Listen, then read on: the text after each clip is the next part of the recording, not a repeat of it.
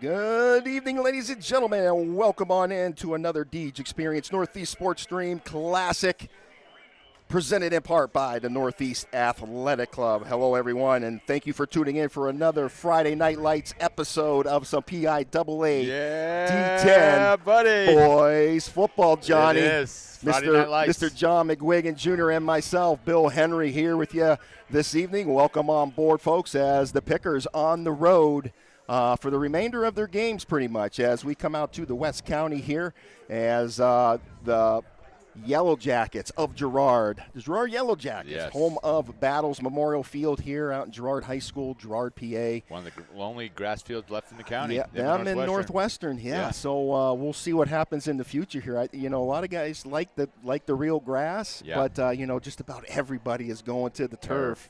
So we'll have to see it, and it's not a cheap price tag, as we all know that, No, right? It's not. So It's not, and it's a process. A big process. So with that, we are in our Box It and Lock It pregame show here, folks. So again, thank you for tuning in. And John, let's get right to it with our pregame show. Yes.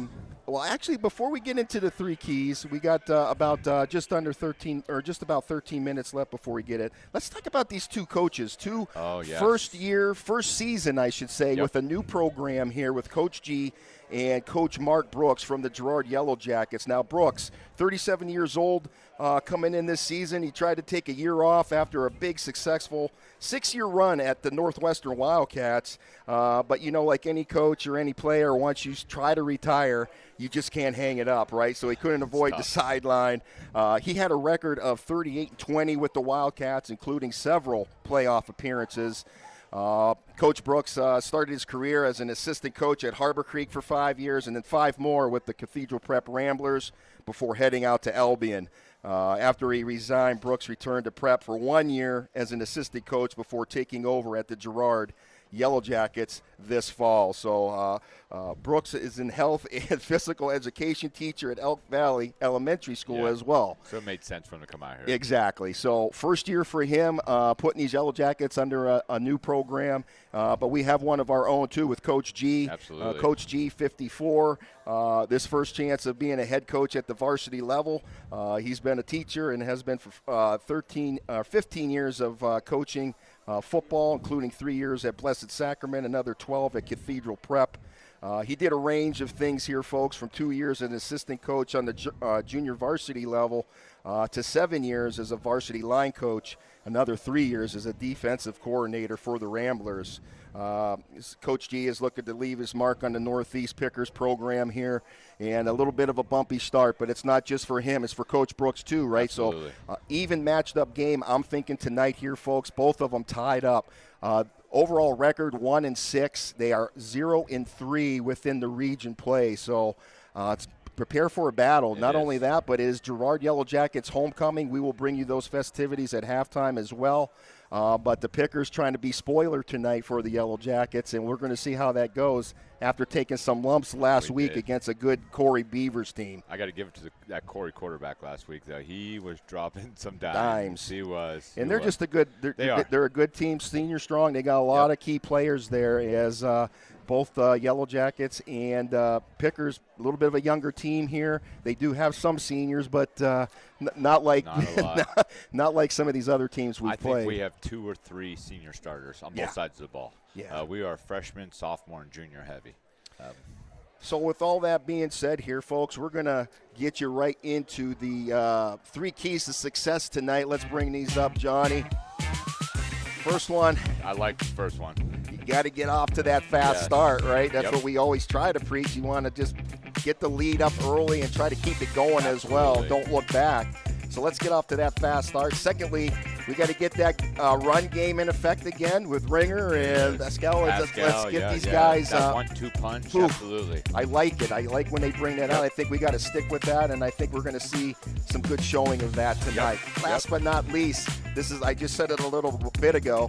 Let's spoil the night for the Jackets. I hate to say that, but hey, we had our homecoming ruined for us, so we got to continue it on, right? So you got to pass and get that off of us and onto somebody else. So those are the 3 keys to success for this evening, and that's going to lead us into our spotlight player for tonight here, folks. And spotlight player, I am going to pick junior number 4, Logan Lattimore. Let's hope he has a big game. I hope. We are hoping he does, right? He's just an animal, both sides of the ball. And that is sponsored by the Bemis Agency Incorporated. So we are picking him, number 4. It's the big junior, Logan, the big man Lattimore, for your spotlight player to keep an eye on tonight. As the Pickers lining up behind the goalpost, they're getting ready to make the entrance here. We have just under 9 minutes here before kickoff. And, John, any thoughts on tonight's game, or what do we got going? Well, defensively, we have to improve. All right, we seem like we've struggled. Last week we struggled. Franklin, we did all right. We did have a few breakdowns there, but we played a little bit better a game. But it seems been like our struggle all year. Right? If we can stop them from scoring, right? Well, there's an old saying that defense wins championships, and I'm a firm believer of it, right? You're eventually going to score on offense. I really believe that, right? And we've been starting to move the ball a little bit, but we have. But again, it seems like we've been, this season's been the sort of the story of take 2 steps forward and we take 3 back, or 4 sometimes, right? Sometimes we shoot ourselves in the foot, and that comes back to haunt us at times, I think. But all in all, I'm still happy for what I see as I do too.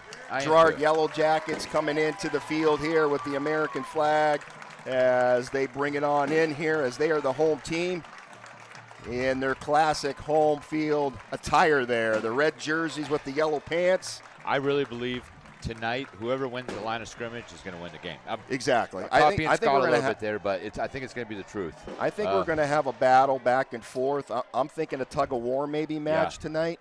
I think both of these teams, as stated, I think we're about equally matched up for tonight for sure.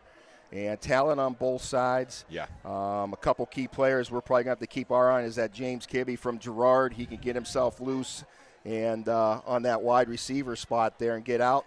I believe we could have a couple changes maybe at quarterback too for the Jackets here, John. They started things out with Carson Stevens, the senior, and then they brought back in Ryan St. Julian, who was a sophomore. He had sort of a breakout season as his freshman year last year. And so we might see some different looks tonight back at quarterback for the Yellow Jackets. I wonder if Carter's playing tonight. I don't know if I saw him suited up, but I don't see him on the sideline either. That would be good to know because he's been on the PUP list there for a couple weeks now with that with his ankle. Had an knee. Bruised knee. Is he going to try tonight? Okay. So the word we got from Dan the Man is that he's going to try to play tonight, which is huge. I forgot to mention Dan. Mr. Dan Ringer is with us on the camera here for today. He's the man. Thank you, Coach Dan. Dan actually helps coach with the Little Pickers too. He's a good asset to our program. His son Triton plays on our team. He's a tough little guy. And anybody watching, tomorrow is our Little Pickers final football game. We play under the lights at 7 o'clock. Nice.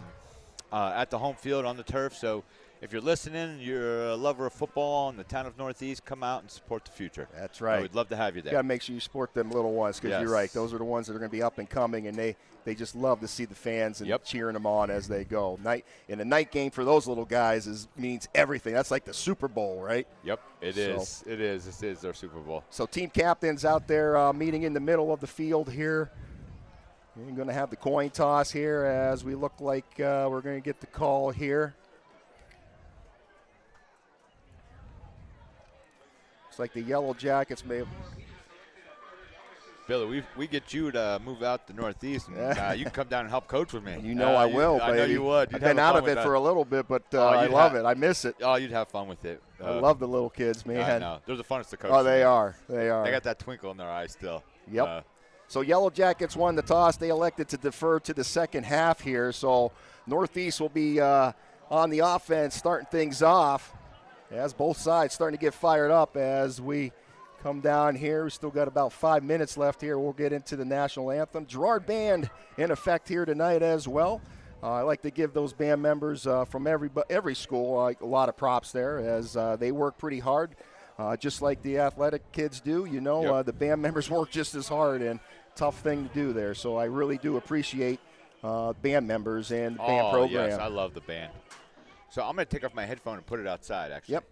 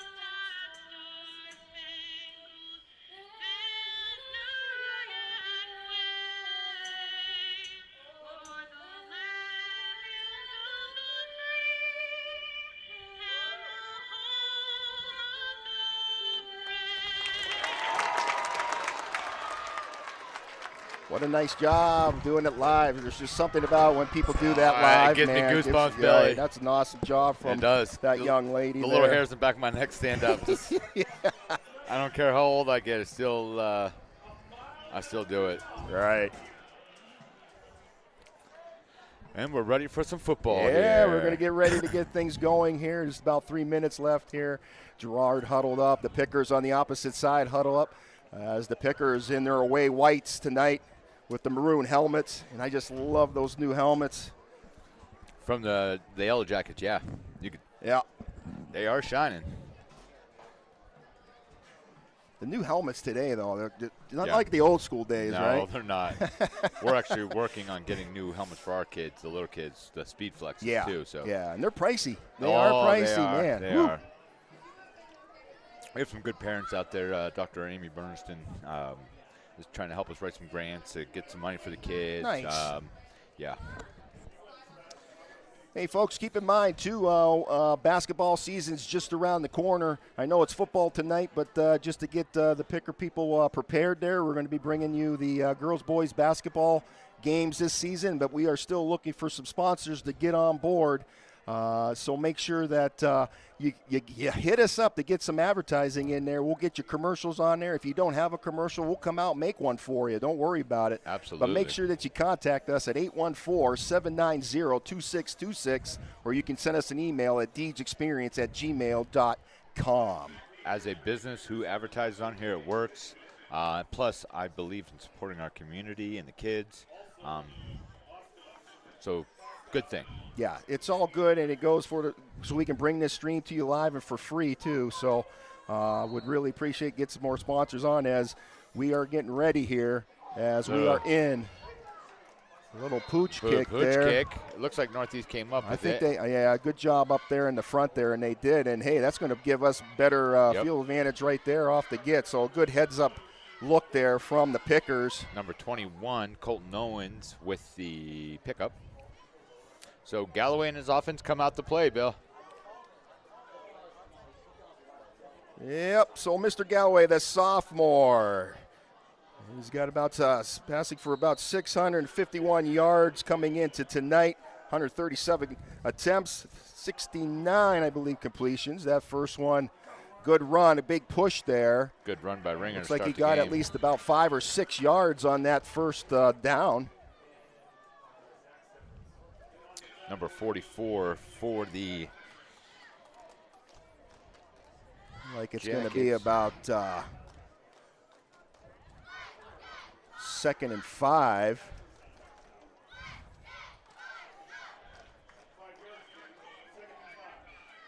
Mason Kalicki there. Yeah, on the tackle. Yeah, he's going to be a big beast. Kalicki, a.k.a. Big Country, I called him. Another handoff right up the middle, and they keep pushing and pushing. That might be a Picker first down. It's real close, to the line. We'll see what the official says here. He might be just over. I think you might be right. Yep. We'll see here. Oh, he's holding. He's like.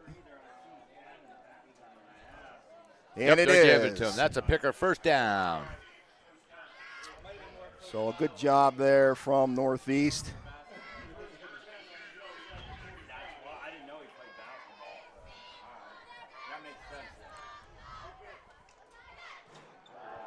Hike the ball, a little pass out here. Lattimore. Our spotlight player as he pulled it in. He's going to move the marker up there. Looks like he got maybe about 3-4 yards off of the play. Crozier's back in the game. I like to see that. No doubt. He's that spark, right? Had some great plays against Fort LaBeouf, which kept us in that game. That was a great football team. What we lose by a touchdown? Yeah. It shows that these kids can play. Oh, we got talent. We just got to get it all gelling together here. Another look outside on that far side. Oh, through the hands. Yeah, a little unlike Lattimore there is that one as he's clapping his hands there too afterwards. He wanted that one back. I think he would have had a little bit of space on that outside over there. He had a good sealed block. Maybe turned upfield before the. So it's 3rd and 6 still. As they hand it off. Yeah, moving his way as they keep trying to push the pile. The Jackets get behind and try to move him back.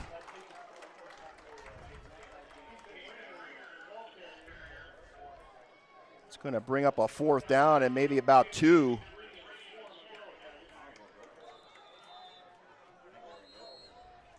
And it looks like we're going to get a Lake Erie Appliance timeout taken by the Pickers. We'll take one as well. Go Pickers.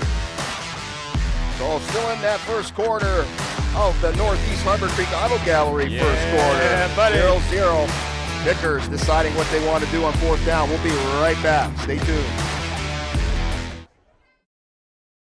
At Erie County Community College, we offer students of every kind access to education. For the student who's been out of school for 30 years, to the professional trying to move up in their job, or someone trying to start a new career, you belong here. Community college can be a stepping stone or a way to get right into the workforce. With online and in-person class times, it's education your way on your schedule. Come learn with us at EC3. Tuition is free. And we're back, folks. 4th and 2 for the Pickers. They hand it off up the middle. Zigzags. He's got to get around that outside. He does. He got wheels. And that might be. That's a Picker first down. Yes, it is. Nicely done here.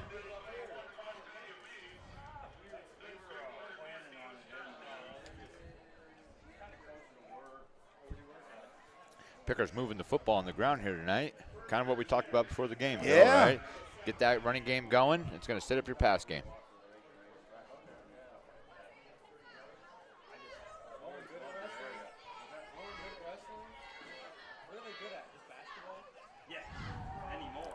They get it out that outside again. Didn't see who that was. Number 7, J.J. Whitman on the reception. Okay. You got the binoculars. That's that far side. Yep. That'll bring up 2nd and about 4.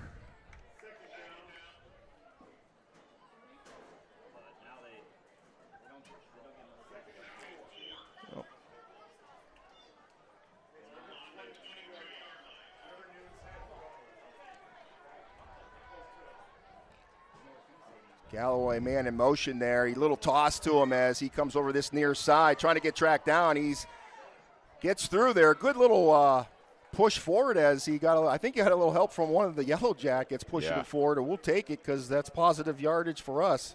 Looking like it's going to be 3rd and about 1.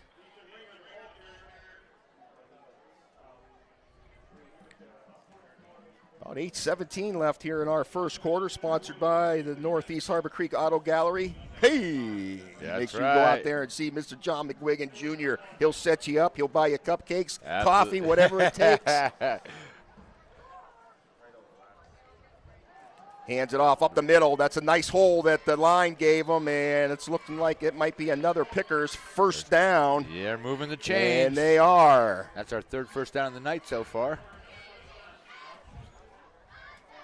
Controlling the ball. We'll keep it moving here as the guys doing nicely so far, opening up here, keeping the chains moving. 1st and 10 at the 17. Shotgun formation, Galloway back. Takes the snaps, goes back, thinking about it. He's got a guy wide open as he tumbles, and I think he gets into the end zone, and he does. He does, number 10, Pascal Lepore. And that is a touchdown Pickers. Way to start off the drive.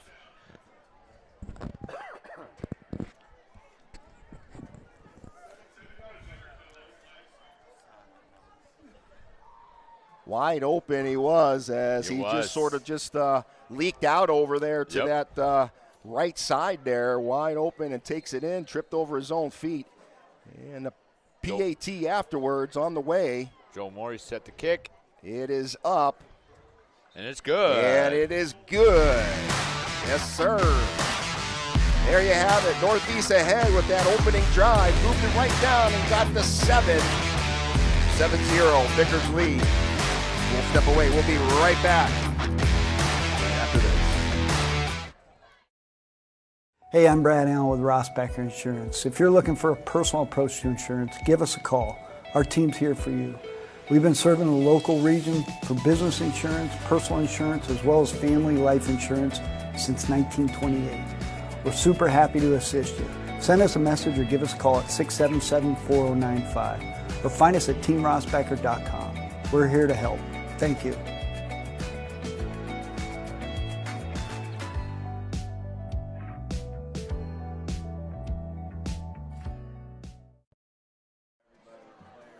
And welcome back in here, folks. It's Pickers ahead, 7-0, as you are watching the Deeds Experience Northeast Sports Stream. Bill Henry, John McGuigan, and Dan Ringer up here bringing it to you live in the comfort of your home. If you weren't able to make it out here, it is homecoming night for the Jackets. Pickers looking to spoil that tonight. So right now ahead. Beautiful Friday night, too. Oh, Bill. it's like awesome out tonight. Perfect football weather. The lights are on. There's nothing better than Friday night football. I don't care where you're at. No, especially Northwest Pennsylvania. There's just something about it. I'm a little fond of the smell of the grapes in Northeast, but yeah, we get some of that sometimes. We do have some great vineyards down there and off of Middle Road and that there. Yep. So here we go. Pickers back to boot this one away. Already back for the Yellow Jackets. I believe this might be James Kibbe. A little bobble there as he gets it picked back up of there, makes a couple moves. He breaks free, and luckily we got one picker that got a good tackle on him. He might have had a little space there if he got past that. And it's going to be the first series here for the Yellow Jackets now to show what they have. Again, both these teams coming in tonight 1-6 overall. They are 0-3 within their region here. As I believe this is Ryan St. Julian back at the controls here for the Yellow Jackets. It's Stevens, excuse me. And that is basically no gain, or maybe a yard, 2.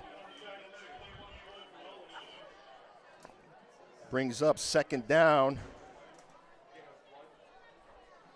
good defensive stand by the Pickers there. Yep. So Girard can do this, right? So they have a senior, Carson Stevens, who QBs John here, and Ryan St. Julian, who's a sophomore, who QB. So we might be seeing some switching around here. Yeah. Right now it looks like it is Carson Stevens back at the controls of the Millennium Falcon for the Jackets tonight, starting things off in this first series. 2nd and 8. Carson sits back, passes the ball, and a Jacket fell down, and that's going to be incomplete.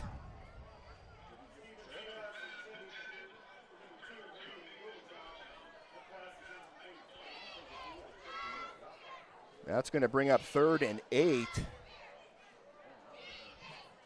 6:32 left on the clock. Big third down here for the Pickers. Huge third down. If we can get a good stop here, they and set the tone, right? Might be able to get some good field advantage again. As Pickers back up, give a little cushion on these outside. Stevens going to step up, and he is taken down. As the Pickers get the sack. Yes. And that is going to bring up a 4th down for the Jackets. Huge way to start the game for the Pickers. That's a big stance there to start things off. As the Pickers got fired up there. And if you look across the field, guys, on the sideline of the Pickers compared to the Jacket side here, a little bit difference as far as squad size. Yeah. So we need some more of you Pickers to come on out for football. There's the pooch out there, and looking like it may have gone out right at about the 50-yard marker here. We'll see where the official marks it at. J.J. Whitman was intended receiver back there, returner. And it is. He's going to place it right at the 50-yard marker there.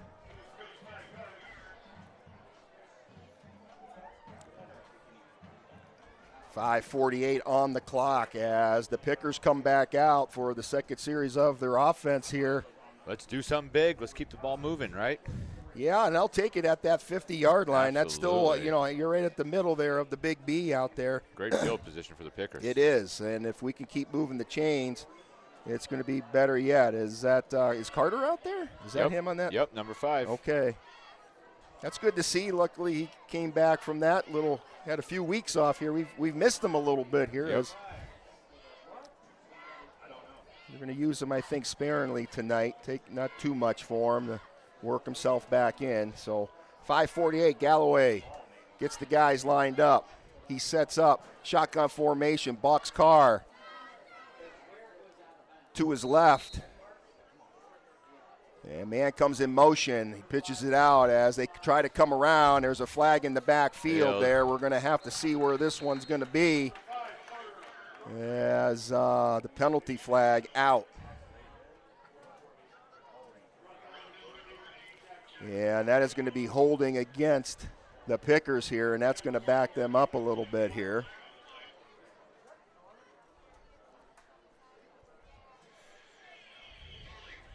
Holding on the Pickers.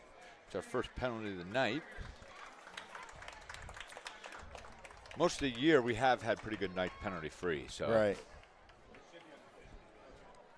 I think there was one game this year where we bombed on that.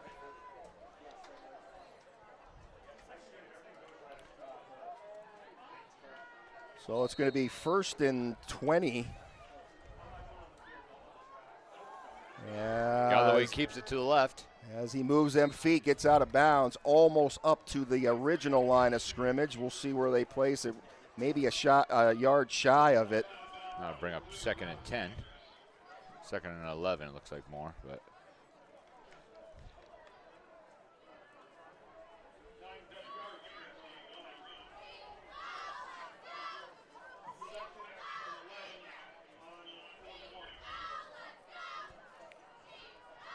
He lines up shotgun again, boxcar to his left. He hands it off, up the middle it goes. Yeah, a little bit of a pile up, and it looks like they may be right back now to the original line of scrimmage before the penalty.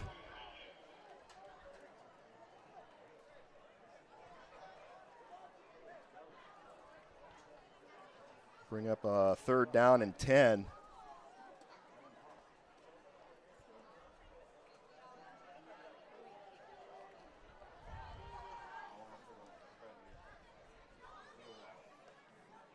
There's the snap. He steps back, looks downfield, tries to get through the hole. He does. There's some jackets there. Guys wide open, and they can't reel it in. Good. It looks like that was, J.J. Whitman, their 10 receiver. That'll bring up 4th down. See if whether we go for it or punt it. Looks like they're going to go for it. They're going for it. So they're going to go for a big gamble here as Pickers step back unless he gets it and boots it. He does. Goes Galloway up. did his pooch punt. As it comes down, and they're going to let it roll till it goes out of bounds. And there it sits. About the 22, 23-yard line it goes. A little dangerous there too. I mean, when you're punting right into that big mess of those defensive linemen coming in at you. Oh, absolutely. I was wondering if he was going to do that, guys, to be honest with you, and he did. Because I was thinking, like, 10 yards, that's a lot trying to go for, unless you were just trying to get something down there to pin Jackets further back, but this was the better call. Jackets out there now as he goes in motion there, as I think that might have been Kalicki as they hand this off, trying to get to that outside, and we got another flag. Penalty flag thrown, the dirty laundry back out on the grass. We'll see what this is at. Personal foul, face mask on the Pickers, and that's a killer there. It is.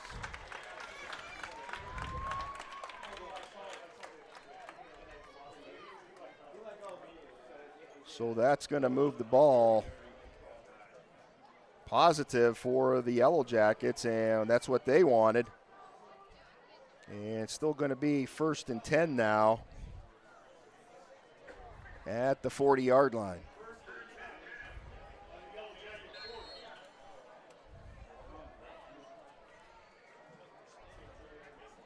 And now we got St. Julian in the back QB-ing as he gets the snap, hands it off. This might be Kalicki, Big Country, as he bulldozes his way up.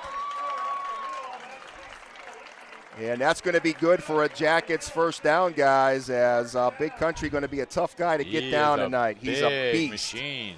Actually, last year, I think they sort of misplayed him last year. When his freshman year, I think he should have been playing running back for Girard, absolutely. definitely. But last year, they didn't use him at that. Now this year, I'm glad to see him back in it because he is a beast. There's the snap. It's high. It's clicky again. Bulldozes his way up forward for positive yards. Bunch of pickers do corral him, though, there and try to get him back. That's probably good for about 2 yards. Yep.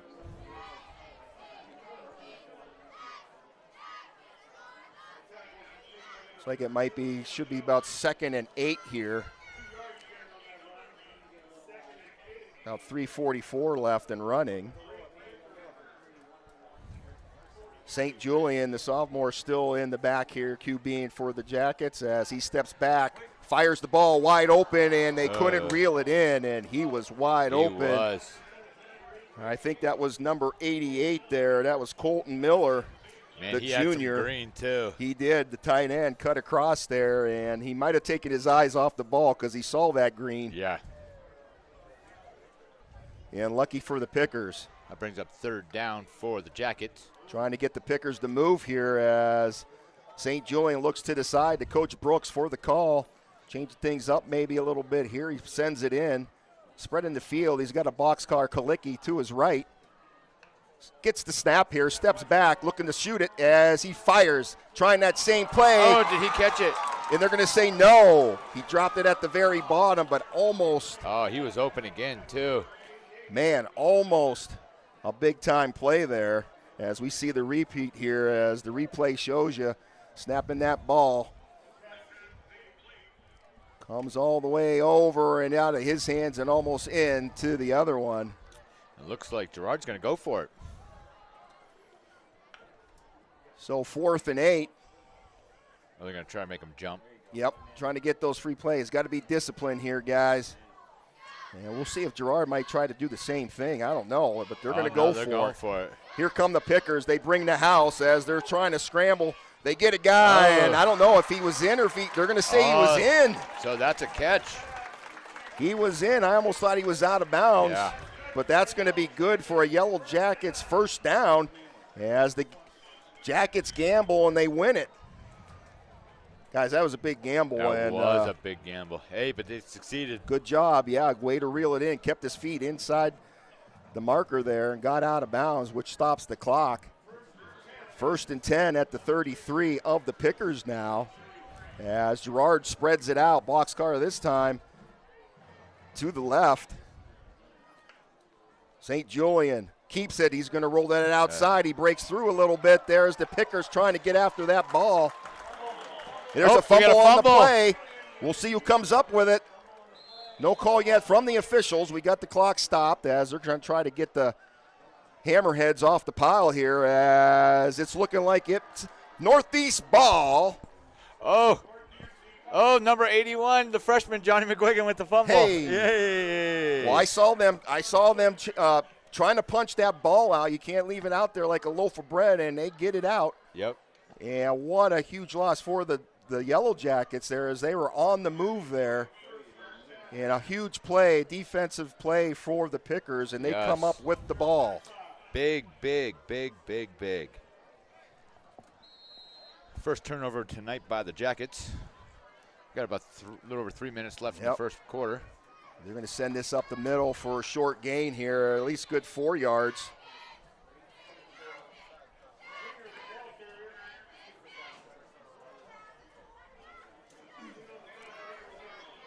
Yeah, it's going to bring up looking like maybe a 2nd and 7 here. Hate not having those hash marks out there. Those do help a little bit, but makes it a little difficult when you don't have them. Clock continues to run. Man in motion here. They're going to Galloway now going to keep it. Hold on to the ball as some Jackets wrap him up here. He's real close to a first down. He may have got it here. Got it. Good job, Bryson. We'll see as they get it down. It looks like they got it. Yes, so that's a first down, Pickers. That is. That's our 4th first down of the game. 2:18 left in the first quarter. Pickers have a lead of 7-0. As the clock winds again. Shotgun, Galloway now. He gives it off the middle and busting through there. Looks like that was number 57. That was Jackson LaGrace, the sophomore, coming in and busting the play up.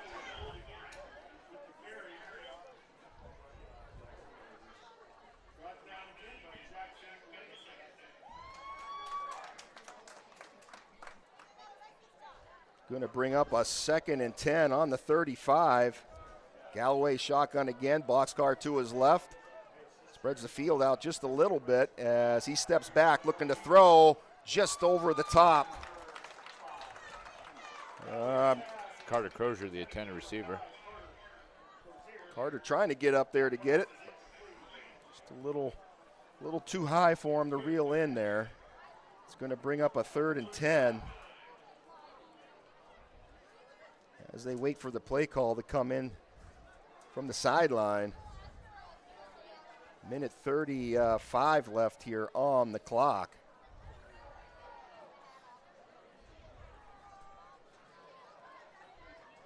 There's the snap. Hands it off as they get to the outside. A good push as he gets tripped up. He's going to come up just a little short here. Lepore on the carry. We'll see what the decision is here. And it looks like they're bringing out the special teams here, so they're going to punt this one away. It's probably a good choice here, being on the Picker side. Where they're at, yeah. We're ahead 7-0 right now over the Girard Yellow Jackets. Let's boot this one away. Northeast is 0 for 3 on 3rd down conversion so far. Going back to receive for the Yellow Jackets, it's number 1, Tyler Mays, the senior. Oh, that's a false start there, as they're going to blow it dead right away, and that's definitely going to back the Pickers up a little bit here. It's our 3rd penalty of the night, Billy. We got to clean this up. Yeah. Got to play between the ear holes tonight here for sure. Can't afford the easy one, so it's going to definitely move them back with the false start. 52 seconds left here in your Northeast Harbor Creek Auto Gallery first quarter. Pickers lead 7-0. Joe Morey out back to kick. As Mr. Steelleg here gets the snap and gives it a good boot. As it goes over the top of Mays. Get there. As it keeps going, and it goes into the end zone. Good try though from Northeast, trying to get that. Boy, they were close, John. They were close. Boy, that would have been huge for us to pin them there. That back in the end zone.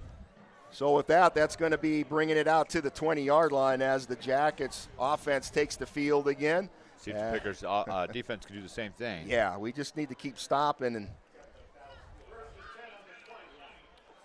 so 1st and 10 on the 20, 40 seconds left here in this first quarter. Trying to see if Stevens might be back in at quarterback again. As he is, he hands us off. Flag thrown here and getting the ball and going up. I don't know who it's on. I don't either. We're going to have to see and wait for the call here.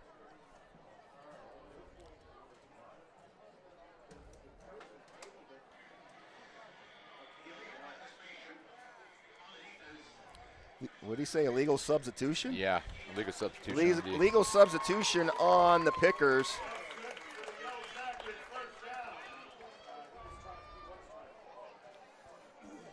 So that'll move it and be another first down for Girard with 34 seconds left. Boy, and penalties seem to all be on the Pickers so far now. Yeah, we have 4 of them on the night so far. As the timer heads down here, as Girard races up now as the clock began. We're 22 seconds under center. They get the snap. They hand it off, and he is bottled up by a bunch of white jerseys. Yep. Yeah, it looks like that might have been a busted play. Something didn't look right there from Girard. as the time winds down, and that's going to do it for this first quarter. So with that, folks, that's the end of one here. Pickers in the lead, 7-0. We're going to step away. We'll be back in just a second. You are watching the Teams Experience Northeast Sports Stream, sponsored in part by the Northeast Athletic Club. Go Pickers. We'll be right back.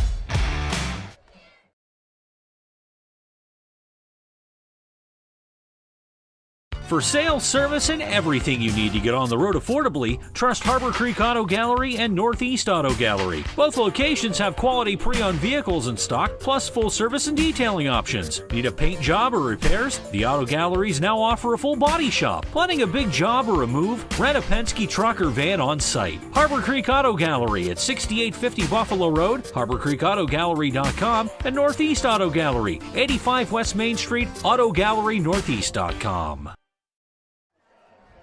And we're back, Billy. Yes, we are. Back in action. So it'll be 2nd and 8 here.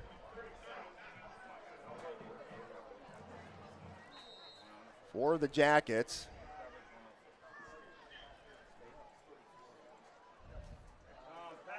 Pass play here. They get the man on that outside and wrapping him up. Nice receiver was Zach Kelly, another senior for the Jackets, and he's got wheels. He closed in on that like a wild dog. I liked it. So some first quarter stats for you. Note the Pickers were 0 for 3 on third down conversions. The Jackets were 2-0. 4 first downs for the Pickers, 3 for the Jackets. Pickers had 4 penalties, and the Jackets had 1 turnover. It's 3rd and 1 here. There's high snap back as the Pickers get after it. And they blew a whistle. Illegal procedure. Why would they blow the whistle? False start. They're going to call. Oh, boy. Oh, they got lucky on that one. Oh, mama. So false start on the Jackets here.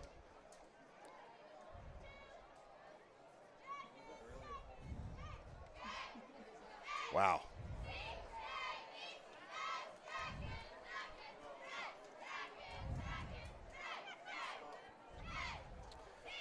As we are also in our Sunny Shores Tanning and Treasures second quarter.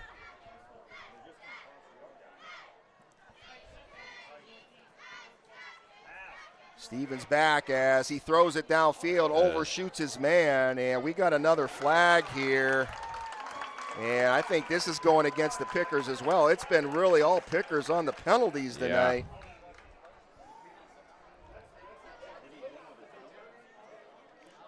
That's pass interference as they're communicating together here as the officials all get together. As not sure what this is going to be, but I think it's going to be on Northeast. Oh. Pass interference on the Pickers.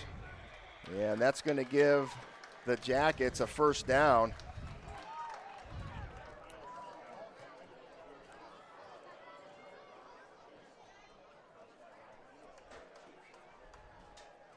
Man,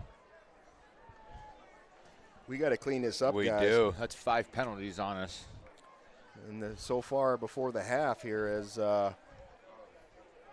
Girard only with 1. Yeah. So 1st and 10 at the 45 as that moves the Jackets up.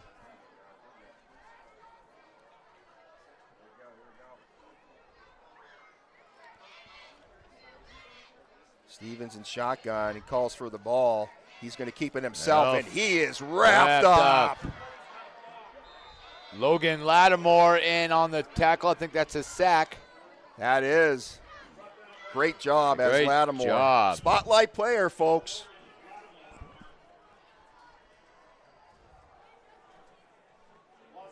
Lost of some yards on that. It's going to bring up a 2nd and about 13 here.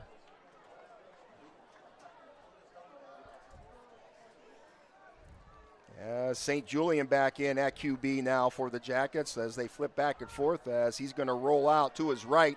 Big time block. That's Lattimore again. Lattimore having a heck of a game right now. Huge play. Bringing up third and 13 now. As was there a hanky that was thrown? Or it looks like it. I don't know what it's on now. Possibly could be a foul here, but I don't see the flag on the ground. Do you guys?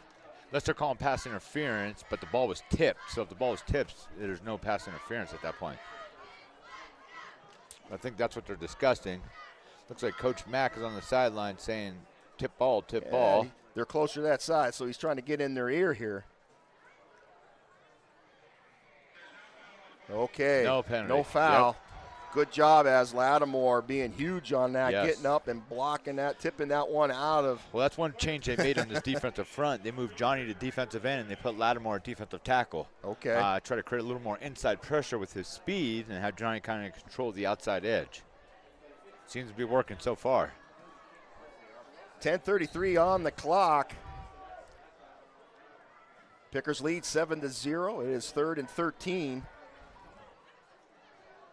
St. Julian gets the ball here. He's going to roll, step back. He's going to throw and over the top, and they're going to say incomplete. Good coverage there. Yep. Pascal Lepore in on that. Looking like it was intended for Nathan Doveshaw from the Jacket side there, as he couldn't reel it in, and good coverage again from the Pickers. So that'll bring up 4th down. 4th and 13 as J.J. Whitman back to receive the punt.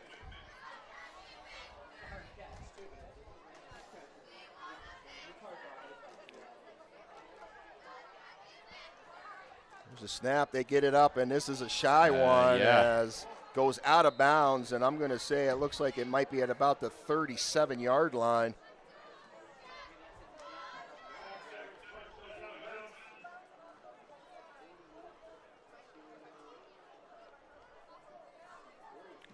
With about 10:23 left on the clock.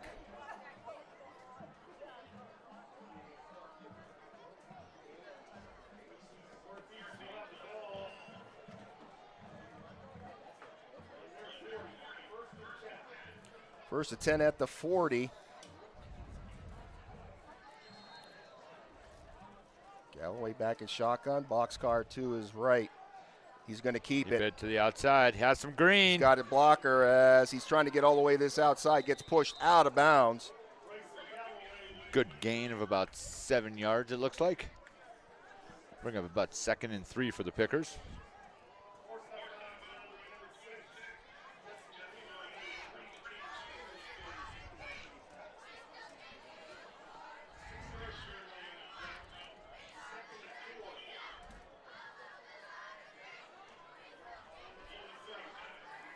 Second and 4 here. Pickers spreading them out. 2 wide to the left, 2 wide to the right. Ringer up the middle. Oh, there he goes. Good run there. First down, Pickers. That's our 5th first down of the game.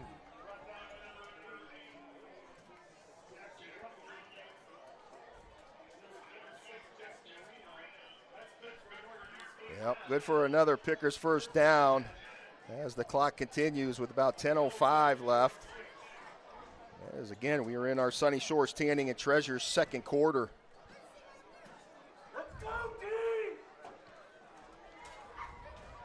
Pickers line it up. He takes the snap there, up the side there. He got some room. He's Out the turning that outside. corner. He's taking it upfield. As he gets to the opposite side, out of bounds. And that's another Picker first down, Billy. They're starting to roll a little bit here. Yeah, they're getting some good momentum moving the ball. It's going to be placed at the 30-yard line. So 1st and 10 at the 30 of the Yellow Jackets here. About 9:43 left here. And we're going to get a Yellow Jacket timeout. So with that, we'll step away for this Lake Erie Appliance timeout. We'll step away. Be right back. Pickers lead, and they're on the move. 7-0 over the Yellow Jackets. Stay tuned. Go Pickers!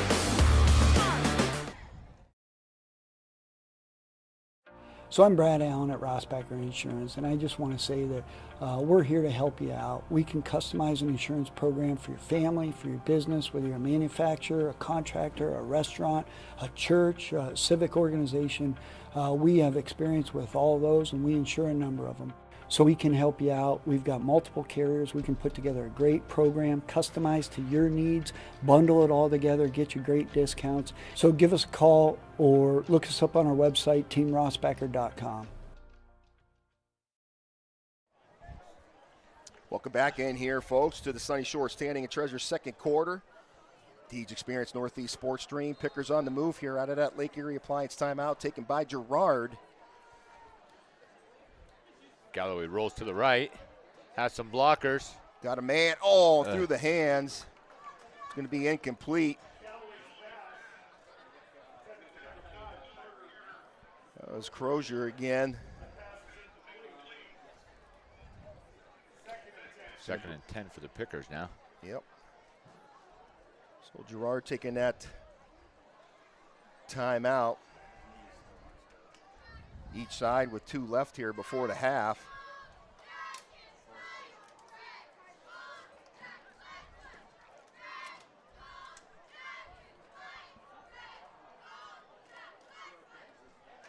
Galloway gets the snap, little toss in here. And toss to Crozier. Little. He's taken down in the backfield. Yeah, it's number like 44. Yeah, that's Mason Kalicki. He is a machine. As he is all over the field right now. Now to bring up third and 10. Carter's not himself, you can tell. Yeah, he's not full speed yet. Yep. He beats that edge a lot better normally. I think he came out here as give him a little water break there. Like I said, you don't want to rush it, but definitely seeing that he's missed a couple weeks, right? Yeah. Big third down here for the Pickers. Oh, incomplete pass. He had him, but just overthrew him there. Looked like, was that Colton Owens it was intended for? Yeah, yep. So it looks like the field goal is coming out. If he makes this, he ties the record. Ties the record at Northeast here. There's Maury back there, and he is just the leg of steel. And he is. Kid's awesome, man. I mean, he's really impressive. He's a great soccer player, too. So he's a two-sport athlete in one season. Commend any kid who can do that. We're going to see if he gets this here. Good job of the Northeast boys soccer team. Has been playing some great soccer, too. Now the officials, they're just going to put it where? The ball at the hash, yep. Okay. Still going to attempt it here. So what is this, about a... We're at the, 38. 38-yard line. Plus the end zone. Puts it up, and it's going to be just shy. Just a little short. Good try, though. Nice try by the Pickers, yep. We know he's got the leg for it. Yep. So obviously that didn't come off right for him, but we've seen him I know. get through there. I've seen him kick 60 yards at practice. Yeah, he's impressive. But it doesn't work out for this run here, so we are still 7-0. Pickers still in the lead here as they're going to turn it over now as Girard on the 20-yard line. 1st and 10 at the 20. Second quarter of play with 8:45 left to go before the half. Again, this is homecoming evening here for the Yellow Jackets, and we'll bring you those festivities when they begin. So under center this time, they get it, they hand it off. Trying to get to this outside, and he gets bottled up. Maybe good for a 1-yard gain. Lattimore in on that tackle. Looking like that's going to bring up a 2nd and 9. Defense has been playing pretty stout tonight. Yep.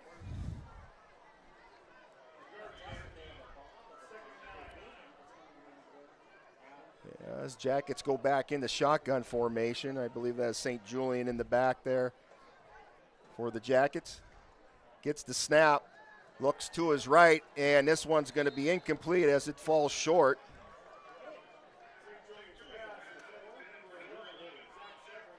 Yeah, as it looks like that was intended for number 11 there, Zach Severance, the tight end. 3rd and 9 at the 21. St. Julian in the back, boxcar to his right. Gets the snap, steps back, he's going to throw it long over the top. And just misses his man. It looks like that was for Severance again. It was. He was open, too. He's open, but just over the top of him, just a little too much on it. Bringing up a 4th and 9.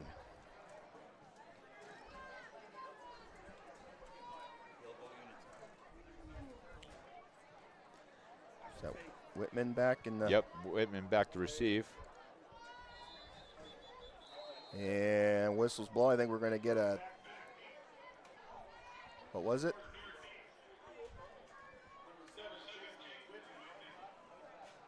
Oh, that's something.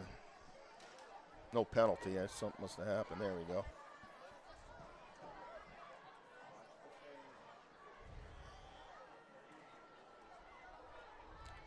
Waiting for the snap here as they send it back. They boot it, and it goes right out of bounds at the 40-yard line. Great field position for the Pickers to start this drive. So they... With almost 8 minutes left. So right now with Yellow Jackets definitely missing that graduation class of last year. Tyler Gilmore was their kicker, and it's definitely showing tonight with some of the punts here going on. As you can just see, you got that younger class now coming up trying to get something done here. It's definitely missing Gilmore. So, again, great field position here for the Pickers. Going to be 1st and 10. Ringer next to Galloway in the shotgun. He drops back to pass. Got wide open in the middle. Oh, he steps up. He got the guy. Wide. Oh, just overthrows him.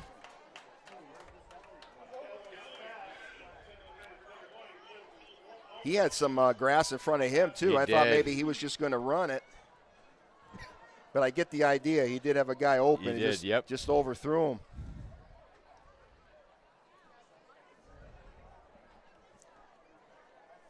Second and 10 at the 40.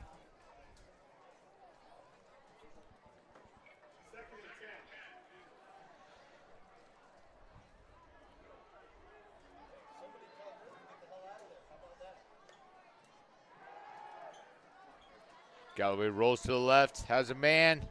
He gets the guy on that outside, and that's going to be good for a Pickers first down. That was Kyler C. on the reception.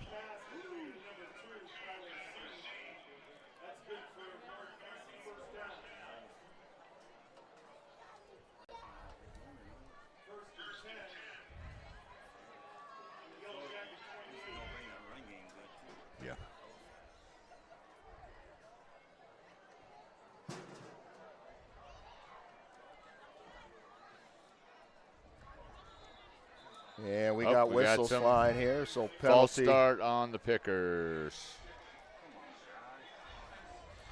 And that's another penalty on the Pickers for the night. That takes us up to 6. Yeah, it's been pretty much all Picker penalties as being a little undisciplined, and Girard showing that they are disciplined tonight with, I think they still only have 1 penalty on the night so far, as that backs them up. 1st and 15 now.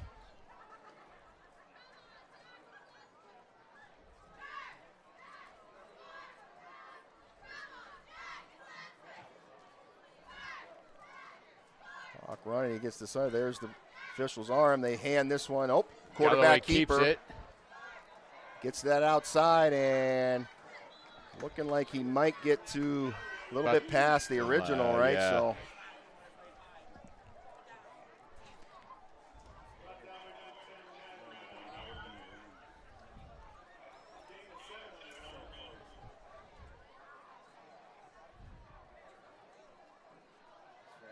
So that brings up a 2nd down for the Pickers. Galloway rolls to the right. Has some guys. Oh, dropped. Incomplete.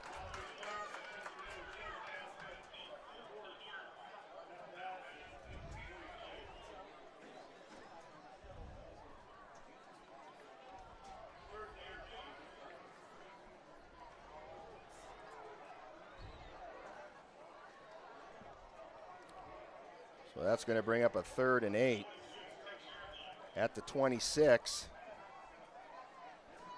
Wait for that call to get in here as they come up to the line. Big 3rd down here, actually, with the time on the clock going into half.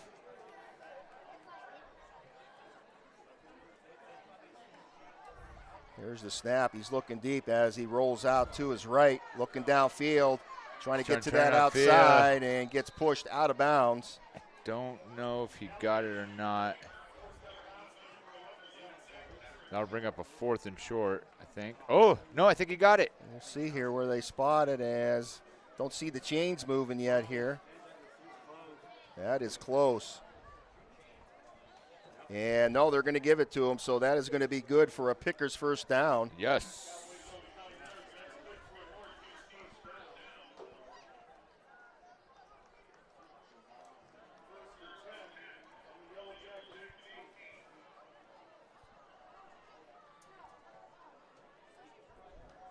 Gets the snap, hands this off.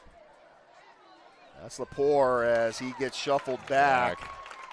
And might have lost a yard or possibly 2 here.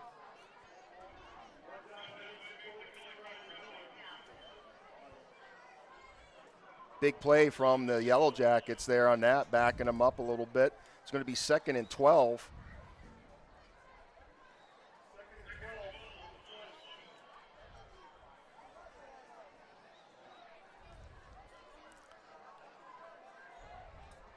Galloway shotgun by himself in the backfield, empty backfield as he looks downfield, going deep. Going deep. As it's going and going to be incomplete. He had that left side open over there too. Yeah.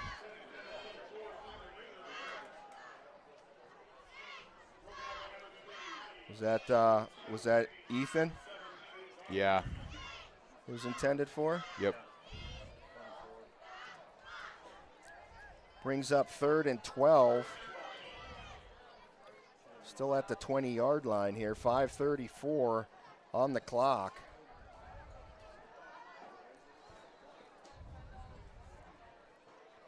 Here comes in motion. Galloway in the back. He rolls to the right. Has some blockers. Oh. Got it. He got it. Completion, a little short of the first down, I think. You see Lattimore in the end zone, wide open. Yeah, he was open in that backfield, all by himself, too. And that's going to bring up a 4th down. Run that back, Coach. Yeah. That'll bring up 4th and about 2 for the Pickers. And I think they're going for it. Yeah. So we'll see what happens. And Galloway keeps it. He goes up Good. forward. Touchdown. And he gets in for the touchdown.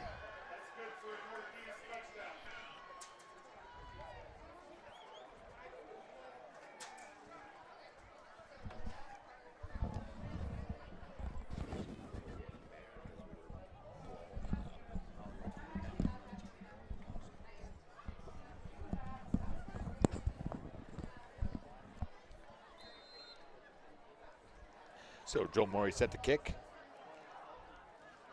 Galloway with the hold. Kick is up. And it is good.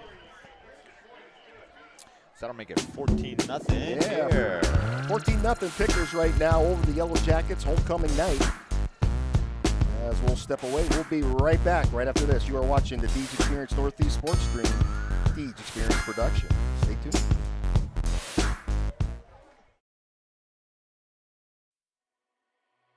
Bemis Agency Incorporated, located at 7 West Main Street in Northeast, is family-owned and have been serving their community since 1943. Licensed in PA and New York, the Bemis Agency represents several major insurance companies. For homeowners, auto, and all lines of insurance, the Bemis Agency helps you find coverage options that meet your budget. For friendly and experienced agents who put your needs first, call the Bemis Agency today for your free analysis and quote at 814-725-3600. The Bemis Agency Incorporated, a proud supporter of Picker Athletics.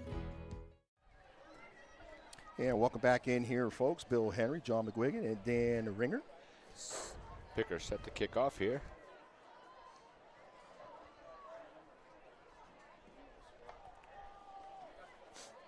keep getting a smell like natural gas, don't you? I do too, yeah. It's like, man, is there a gas leak somewhere around here? Hope not. Hope it's not in here. 4:53 on the clock. Pickers lead the way right now, 14-0. Over the Girard Yellow Jackets as they boot this one down. And coming back as a penalty, and it will be. Out of bounds.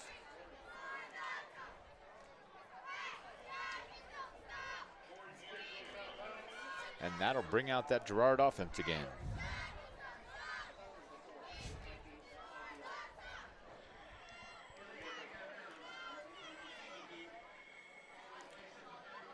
So the ball will be placed now at the 35-yard line for the Jackets as they come back out here for their offense. Looking to get some points on the board here before the half. 1st and 10 at the 35. 4:53 on the clock.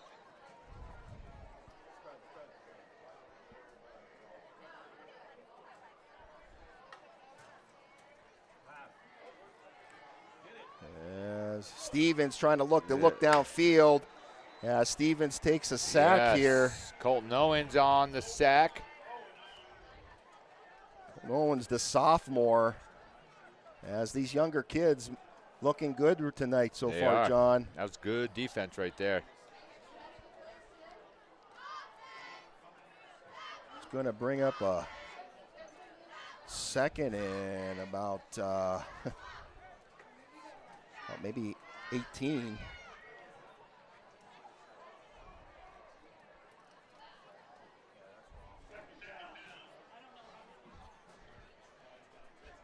Stevens in the backfield. Stevens takes a snap. He looks back, looking downfield. Yeah.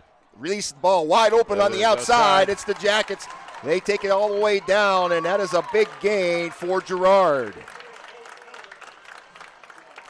I believe that was Colton Miller. It was. From Girard, and a big play from Stevens to Miller. That's good for a Yellow Jacket first down.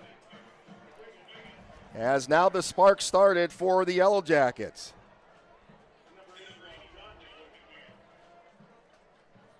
First and 10 at the 43. Stevens in shotgun formation, got a box car to his right. Gets the snap, hands this one off up the middle, and he is met by a group of Grapes. Yes.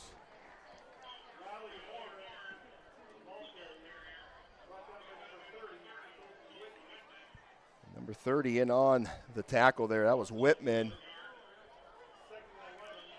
So it'll be about 2nd and 11 here.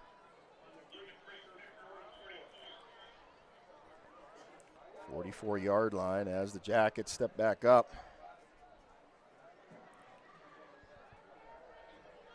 Stevens gets the snap. He steps back. There's a penalty flag. He whips it away there, and and got knocked out. Good defense there because he had it.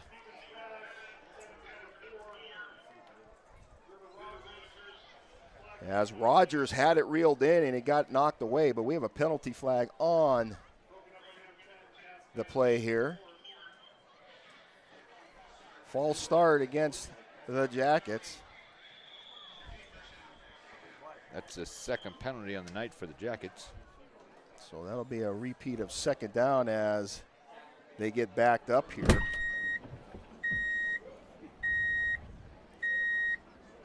Short time left here in the 2nd quarter. Yeah, about 2:53 left.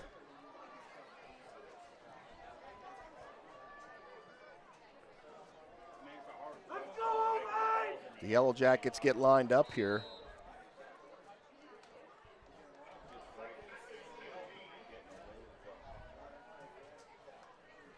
About 2nd and 16. Stevens whips it out. It's number 5. That is Kelly. Oh. And he gets tackled up. That was a good play call. They don't make that shoestring tackle. He's running downfield. He's down. Kelly is quick. He's fast. He's got wheels. And, we got lucky on that one as it's 2:30 and counting here before the half. 3rd and about 12. As Girard trying to get one in here. Stevens still at the helm. Gets the snap, steps back. He looks downfield. He's got a guy on that outside. I believe that was number 11. That is Severance. And he gets back to the original start of everything there. Good defense by McGuigan and 13 Babo out there on the outside. So it looks like it's a 4th and about 10 here. I'm going to think they're going to go for it in this situation, I Bill. think so, too. We're under 2 minutes here and running. And they trying to get something positive to go into the half here. As Stevens in the shotgun. Got a boxcar to his right. Looks back over. Coach Brooks telling him to play again. I think that's Kalicki right next to him there. As Big Country. He's a big guy. He's the greatest kid, too. One of the nicest guys. Look, they're taking off the time so they don't get the ball back. Smart by Brooks. Yeah, we'll probably run it down, probably maybe call timeout. He's got 2 left. Yeah. I don't know. We'll see as the arm goes up from the official, and he's going to call timeout. Yep. So good call by Coach Brooks. Yeah, they'll have 1 left here.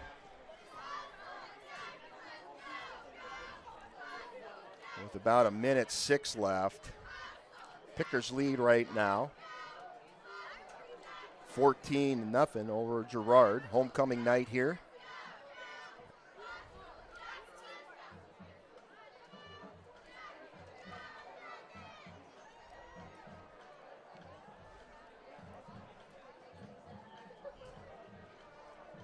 As they come out of this Lake Erie Appliance timeout. Girard still has 1 left. Pickers with 2 in their pocket. 1:06, but Girard definitely looking to run it out for the half. And looks like they're going to boot this one away. Watch the fake, yep. Oh. As they come in, Stevens gives it a rip here as it gets all the way. Good punt. That's a good punt from, I think that was Carson who kicked that. Yep. All right, so Stevens with the big leg puts it downfield there. Looks like it's maybe close to the 10, let's see where they're putting it here. Maybe 15-yard line. It'll be 1st and 10 for the Pickers. About 1:01 left here. Now Girard gets the ball at the second half here. Northeast still with 2 timeouts left. See what they do here. Yeah. Do they try to just run it and run the clock out? Or do they go for something big? Or? Yeah. I'd like to see them try to go for something big. We still have a lot of our timeouts. Yeah. And they're going to pitch it back here and get to that outside. Cuts up. And he is tackled. And a big hit there. Looking like that was number 10 from Girard, Riley Horn, with a big hit. 44 was in on that too. And Kalicki, Mason Kalicki in there too. Big time play as we're about 40 seconds and counting. We're up a 2nd and 9.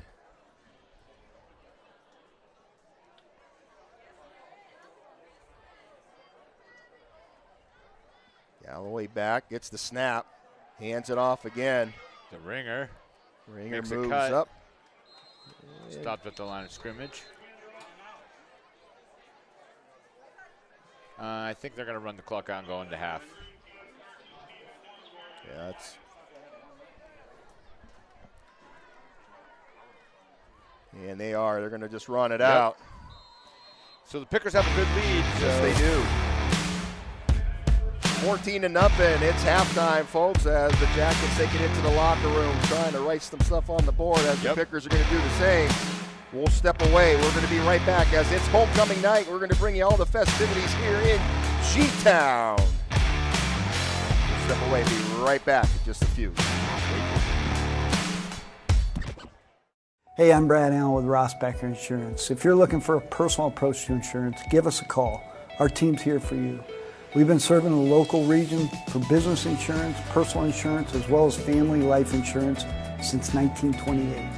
We're super happy to assist you. Send us a message or give us a call at 677-4095 or find us at teamrossbacher.com. We're here to help. Thank you.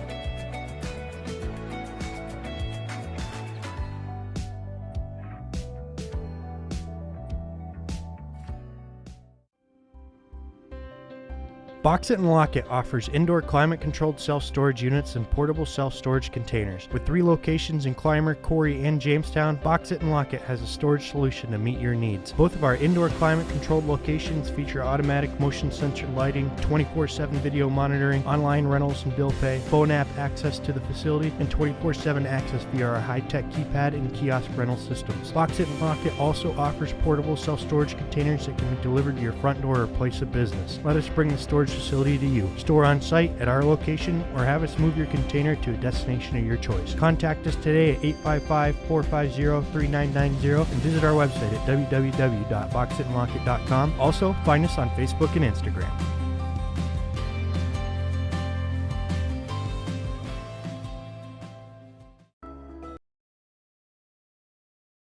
Lynch Home Medical Supply has been dedicated to serving their community for more than 25 years and welcomes all of Erie County and Western New York residents to stop in to visit their vast showroom. Their goal is to provide the best selection of quality, reliable, and affordable home medical supplies and equipment in the tri-state area. Their knowledgeable staff will be happy to show you all the options that are available so you can choose the solutions that are best for you and your loved one. Located at 4020 Main Street in Lawrence Park, Lynch Home Medical Supply is open weekdays from 9 a.m. to 5 p.m. and Saturday from 9 to noon. Contact Lynch Home Medical Supply today to learn more about everything they offer at 814-899-3636. At Lynch Home Medical Supply, good advice is always free.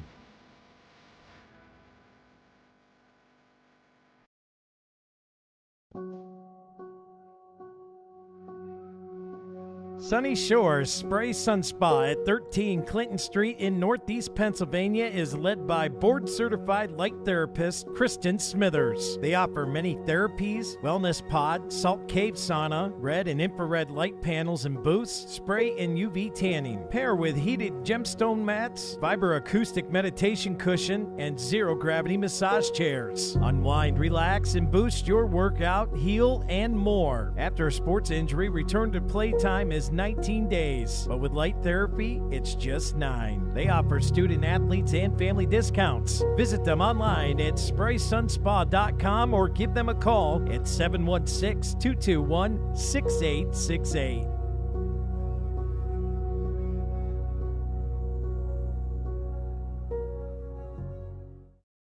So I'm Brad Allen at Rossbacher Insurance, and I just want to say that we're here to help you out. We can customize an insurance program for your family, for your business, whether you're a manufacturer, a contractor, a restaurant, a church, a civic organization. We have experience with all of those, and we insure a number of them. So we can help you out. We've got multiple carriers. We can put together a great program, customized to your needs, bundle it all together, get you great discounts. So give us a call or look us up on our website, teamrossbacher.com.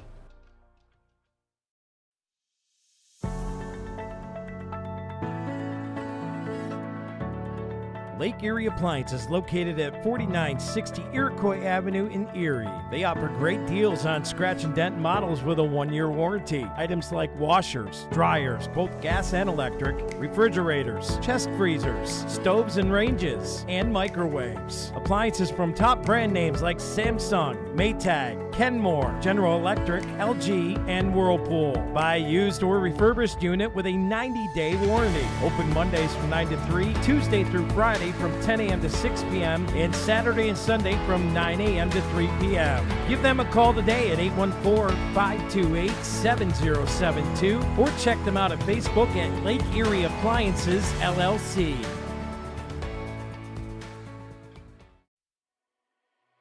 Bemis Agency Incorporated, located at 7 West Main Street in Northeast, is family-owned and have been serving their community since 1943.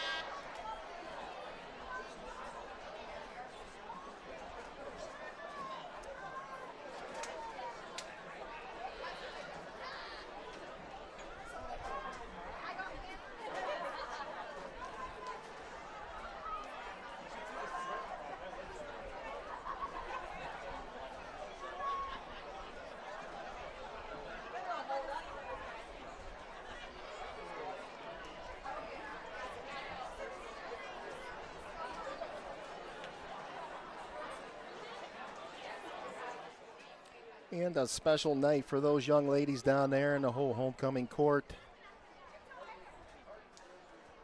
Finding a new homecoming queen here in Girard, 2024.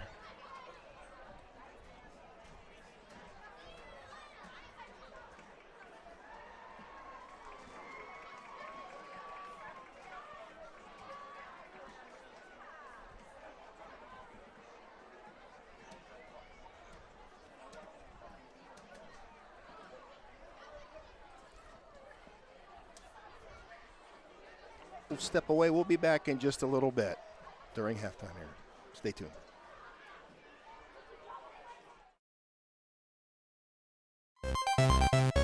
Grab your quarters and get ready to level up. On Saturday, October 12th, join the Erie Otters as we kick it back old school to the arcade days for Retro Game Night. With Wreck-It Windsor in town, the Super Auto Brothers will look to claim the high score in a winning effort. Let's go!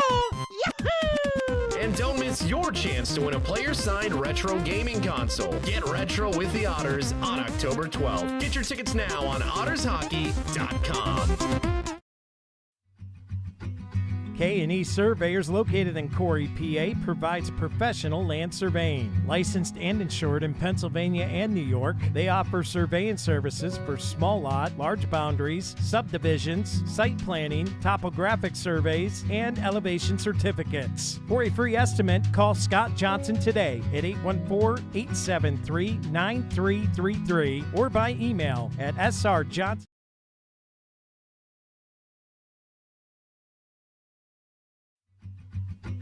K&E Surveyors, located in Corey, PA, provides professional land. Hey, I'm Brad Allen with Ross Beckers. K&E Surveyors, located in Corey, PA, conveniently located in downtown Northeast at 11 East Main Street, the Flower Cart is your one-stop floral shop. They make their customers their first priority and ensures every arrangement is the best that it can be. The Flower Cart delivers flowers and gift baskets that fit any budget, and they offer same-day delivery at no extra cost. They have a wide variety of selections and great gift ideas for every special occasion, including the original Popcorn House popcorn and Polacco's chocolate. Make an ordinary day groovy for someone today by ordering online at www.flowercartnepa.com or give them a call at 814-725-9275, and don't forget to like them on Facebook. Come get fresh with the Flower Cart. Order today.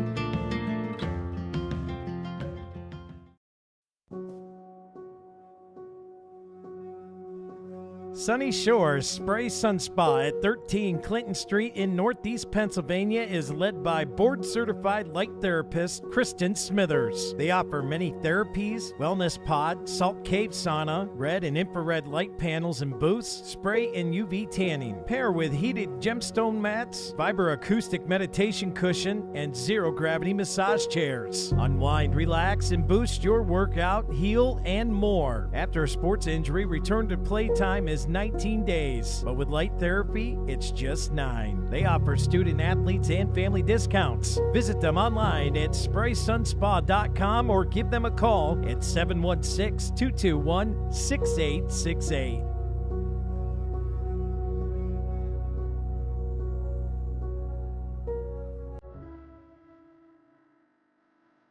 Lynch Home Medical Supply has been dedicated to serving their community for more than 25 years and welcomes all of Erie County and Western New York residents to stop in to visit their vast showroom. Their goal is to provide the best selection of quality, reliable, and affordable home medical supplies and equipment in the tri-state area. Their knowledgeable staff will be happy to show you all the options that are available so you can choose the solutions that are best for you and your loved one. Located at 4020 Main Street in Lawrence Park, Lynch Home Medical Supply is open weekdays from 9 a.m. to 5 p.m. and Saturday from 9 to noon. Contact Lynch Home Medical Supply today to learn more about everything they offer at 814-899-3636. At Lynch Home Medical Supply, good advice is always free.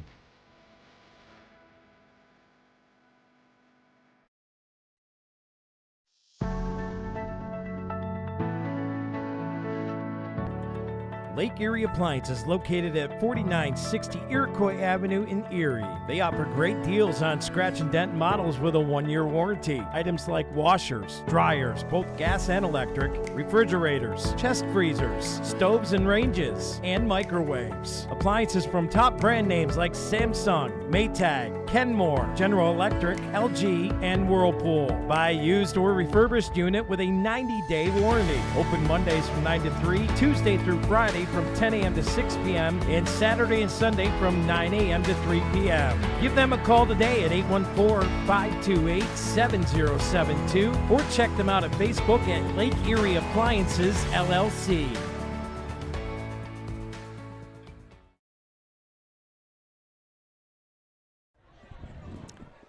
And welcome back in here, folks. Homecoming night here at the Girard Yellow Jackets, home at Battles Memorial Field here.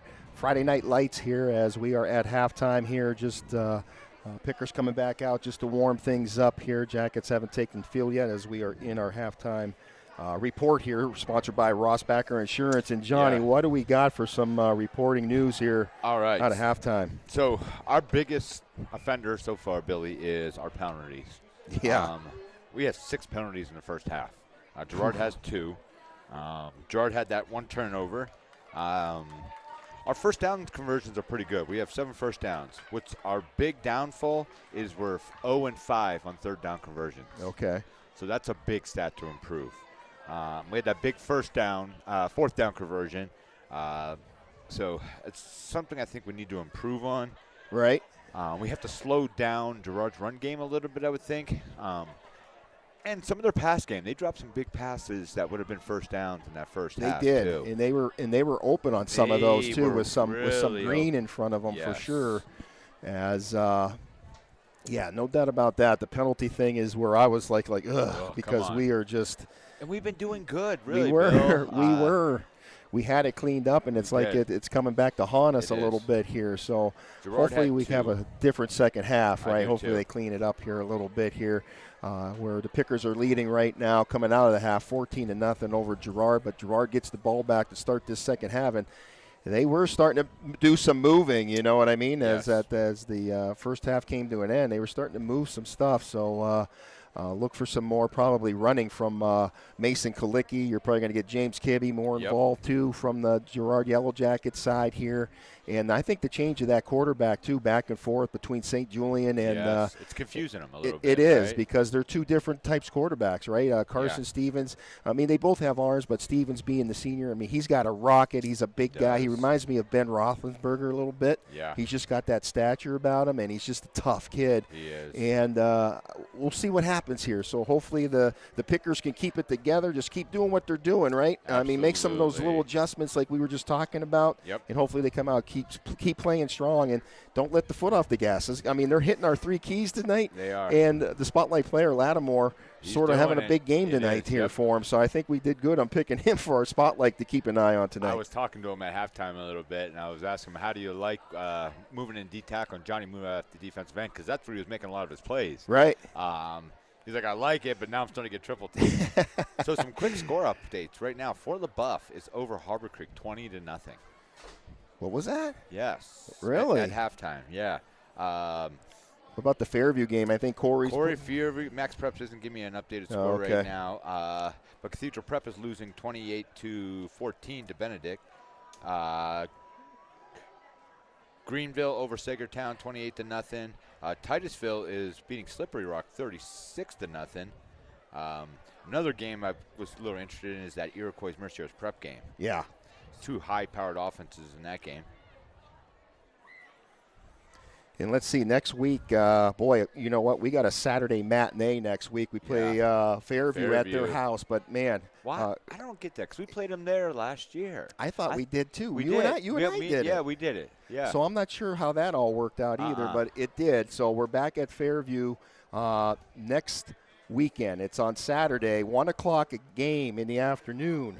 Of course, it wouldn't be in the evening, right? No, Not under the lights. We're going to be under the lights of the sun. So a little, like I called it, a little Saturday matinee. Yeah, a little bit different. So if you can't come out next Saturday to visit out in Fairview as our Pickers take on the Tigers, make sure you tune us in there. So A little bit odd, but I get it from the PIAA officials here. You know, yes, the shortages and that. They got to squeeze them in when they can. So winding things down here as we're getting ready to get in to this third quarter here. And this third quarter is brought to you by the Flower Cart. Great girls over there. I just love them. Oh, yeah. Super nice ladies. Yes. They'll take care of you. If you're trying to impress either your man or your woman there, you got to go in there and see them. They got everything under the sun. Chocolates. They got. I'm a guy who likes flowers, too. I ain't gonna lie, me, Billy. too. And they got some, and they're nice over there. So it's go hook them up. Make sure you support all our local businesses there that are sponsoring us tonight. You know, let's just run down them real quick here. Boxing and Lockett, Lake Erie Appliance, the Northeast Athletic Club, Northeast Harbor Creek Auto Gallery, Sunny Shores Tanning and Treasures, Rossbacher Insurance, the Flower Cart, Erie Community College, Lynch Home Medical Supply, and Bemis Agency Incorporated. And we had a new one come on there, K&E Surveying. Thank you very much for coming in there as we're starting to get their ads playing here. They came in. And, again, folks, coming up, boys, girls, for our winter season here for basketball. We're going to get some wrestling in, and we'll see what happens here. But we're going to need some sponsors there if we want to continue this stream going in Northeast, which I know got good feedback. A lot of people like it when they can't get to the game, so we want to keep it going for you. So if you're a local business and are not advertising on us, please look us up. We'll make some nice packages for you. You know, it's not very expensive at all. We'll do something to suit your needs, and we'll go from there. So make sure you give us a ring there. So some more halftime scores for the people around the county. Corey Beavers are beating the Fairview Tigers 27-7 at halftime. Yeah. That's a huge score for them. And I'm pretty sure the Tigers right now missing their main quarterback, Cam Poley there. I think he got injured a game or two ago, and he may be out for the season. I'll have to look into that, but that may change things for the Tigers. Mercyhurst Lakers beating the Braves 35-0 too. As we start this third quarter, a little bobble of the ball as Girard brings it out, and he breaks free. He's got some room as the Pickers trying to shoelace tackle him, and they finally get him down and got lucky again there, Johnny. They did. As they got him down by the chinny chin heel of his shoe there, as he was going to have a good opening on that sideline. And it's going to be 1st and 10. Pickers. No Girard. At about the, the 33 roughly.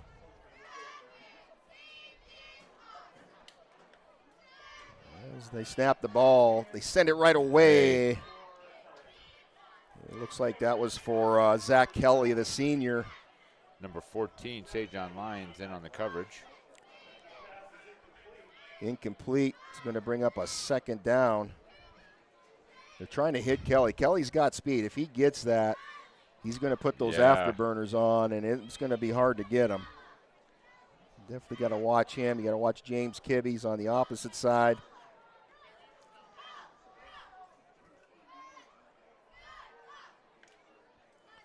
As they snap it, they hand it off. Aiden Arnold, the ball carrier, gets it outside and still going. It's looking like he's going to pick up a Yellow Jacket 1st down. As Kyler C. on the tackle.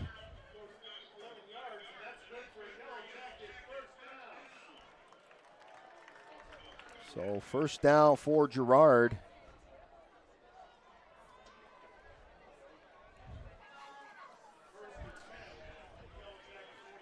It's their 5th first down of the game. They hand it off up the middle. It's Kalicki busting his way through as he's finally taken down. I think he was taken down by number 10. And Pascal Laporte. Yep. Good tackle on him. That's not an easy one to do. Nope. And that's going to be good for 5 yards. 2nd and 5 here at the 50-yard line.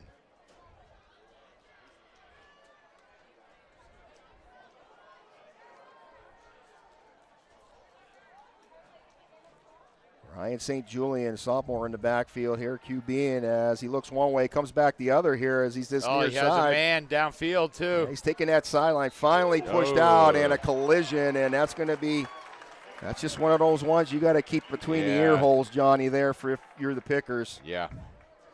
And that's going to be a costly penalty for Northeast. And because I don't know if I necessarily blame that on Sage on Lines out there, because he came up and he kind of drove into him a little bit there, Bill. And he was taking the sideline.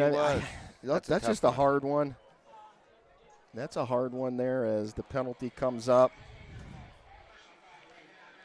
So personal foul going against the defense here. That's going to give the Yellow Jackets some better yardage here.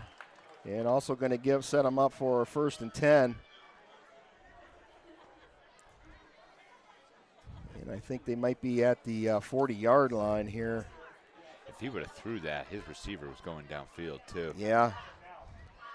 That might have been Kelly down there. It was. We played the run. Our safety came up, and they had a receiver down. Oh, that's a big penalty for the Jackets. Oh, yeah. Huge. I thought they were going to. So it's on the 25 of the Grape Pickers.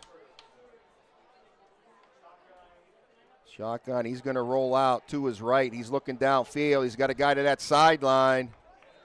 And they're saying it's a catch. What a grab. And I think that was number 7, Aiden Arnold on that far side. And what a snatch.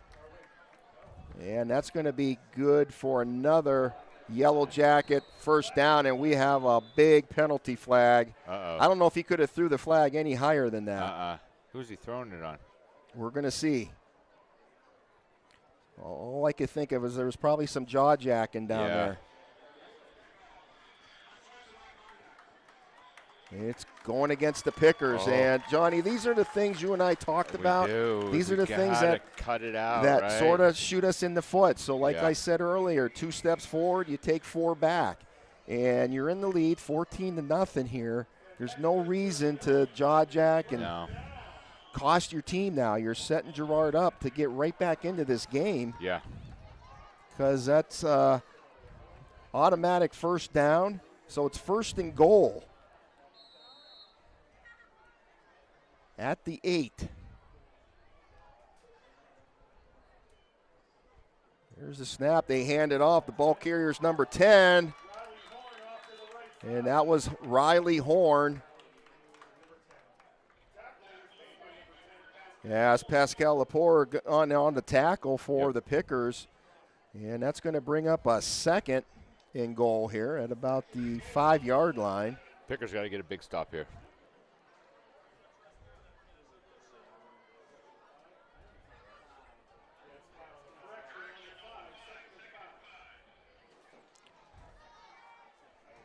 Should be 2nd and goal. Yeah, it's 2nd and goal. As under center, the ball's dropped, and right away, who is that, John, coming in there? Great job as the snap was bobbled, and it's a good thing that Zach Kelly was there and got it back. Because Colton Owens was in there reading that like a hawk. Bring up 3rd and 5 for the Jackets. Yeah, you definitely don't want another turnover like they had in that first half there where Girard got down here close and they fumbled as almost did the same thing here. And luckily they got the ball back. And that is going to bring up a 3rd and goal at the 5. Here's the snap under center. He comes back. Looking to that outside. He's got a guy wide open. And there it is. And I think that is Severance who goes in for the touchdown for the Yellow Jackets. And they are on the board. And the costly penalties of the Pickers gave them 6 points, maybe 7 here. And I'm sure Coach is going to go crazy across the field there. Absolutely. As the point attempt after coming up here. I think this is. We have a flag. There is a flag on the play. Yep. So flag on the play. See who it's on. Encroachment on the defense. It's our 9th penalty of the night, Bill. We are really struggling with penalties as of late. We are. And it continues. So that'll move the Jackets a little closer for this point attempt after. Jackets on the board with 6. Wide open as Severance reeling it in. Here's Tyler Varick. He puts it up, and it is good. And folks, we got a game now. 14-7, Jackets on the board. We'll step away. We'll be right back on the Deep Experience Northeast Sports Stream. Stay tuned.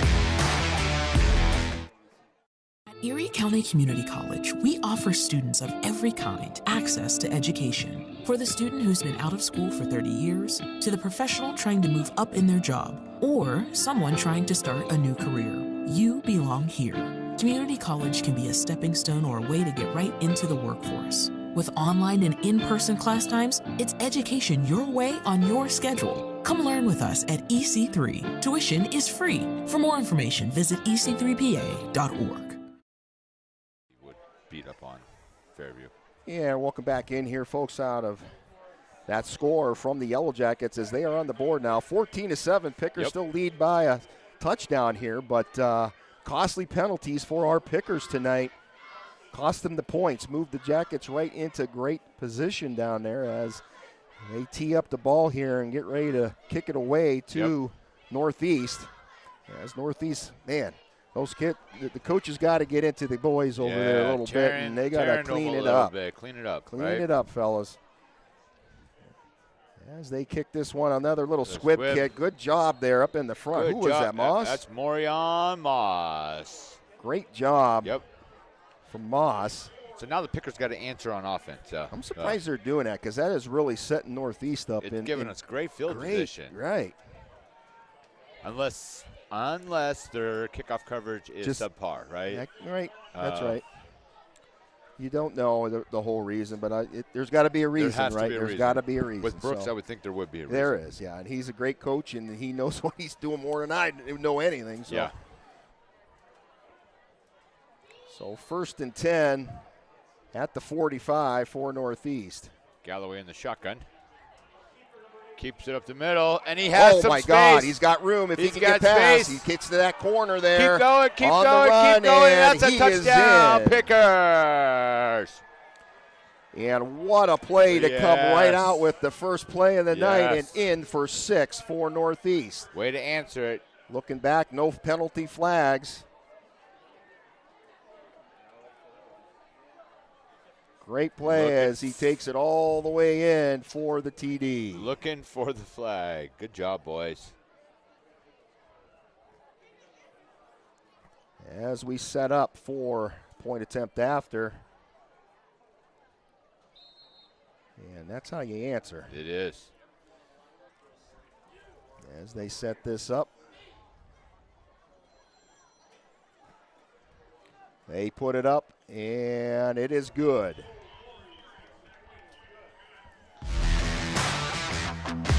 So just like that, we're still 2 ahead. 21-7, the Pickers answer with the long one from Galloway. Nice play. We'll step away. We'll be right back in just a minute. Stay tuned.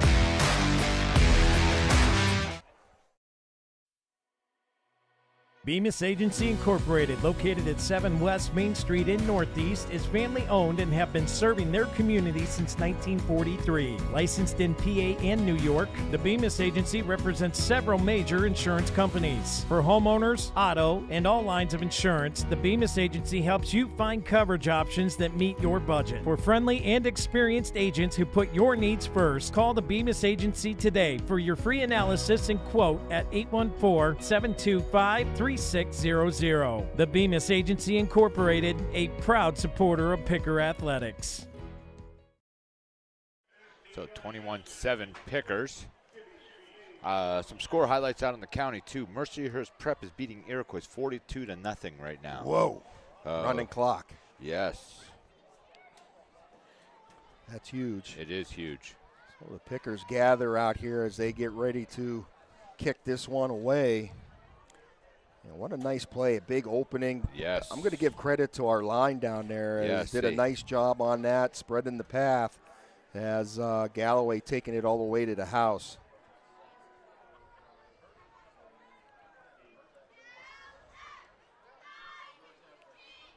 .9:16 on the clock as we are in the Flower Cart third quarter. Joe Morey sets it up as he kicks it away. Does a little squib himself here as it goes, and they pick it up as they get him down, and that was James Kibbe who received it there and brought it up a little bit there. So that's going to bring up 1st and 10. Yeah, where are we at there? About maybe the 26, 27-yard line with 8:09 on the clock. Jackets ball here, and we need these pickers to keep it clean and not give them any bonus yardage here to move them down. Nope, we got to play some defense. As Zach Kelly goes out wide, opposite side is James Kibbe as here comes Aiden Arnold in motion. They hand it off up the middle. I believe that was Mason Kalicki, the ball carrier. Yep. As he moves it forward for a few yards here. At least 4. This will be 2nd and 6.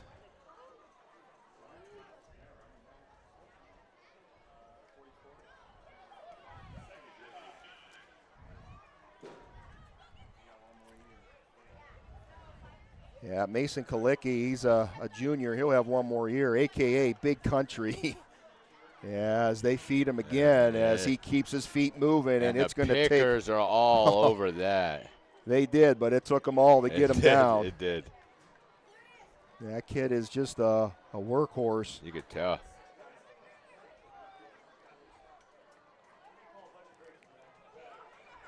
Oh, looks like he's coming off. He's a little gimpy after that one. Hopefully, we'll keep an eye on and give you updates. Ankle or what? He's a tough kid. I know he's going to end up shaking it off. 8 minutes and counting here. It's 3rd down. Big 3rd down for the Jackets here. Big 3rd down for the Pickers too. Yeah, it's about 3rd and maybe about 3rd and 5, 3rd and 4, right around in that area.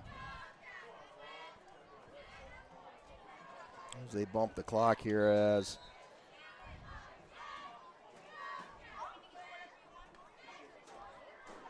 clock had stopped. I'm not sure why. And the pass is outside to Kibbe as he reels this in, and that's going to be good for a Yellow Jacket first down, though. And sort of wondering why the clock wasn't running.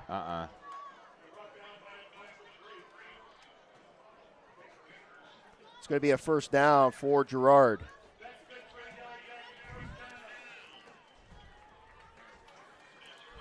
That is their 6th first down of the night.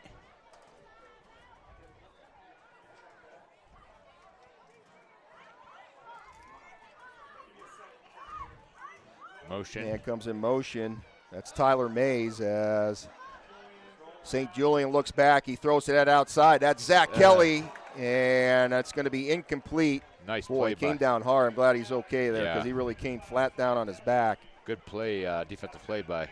Is that John McGuigan? No, that was Wasn't that 8-1? What's that? Who made the tackle?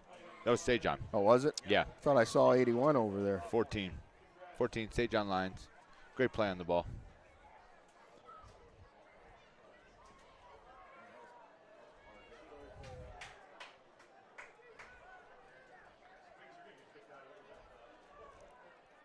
Shotgun formation. It's St. Julian. Boxcar to his right. He looks over here. It's Tyler Mays with the grab as he comes in and just steps out of bounds.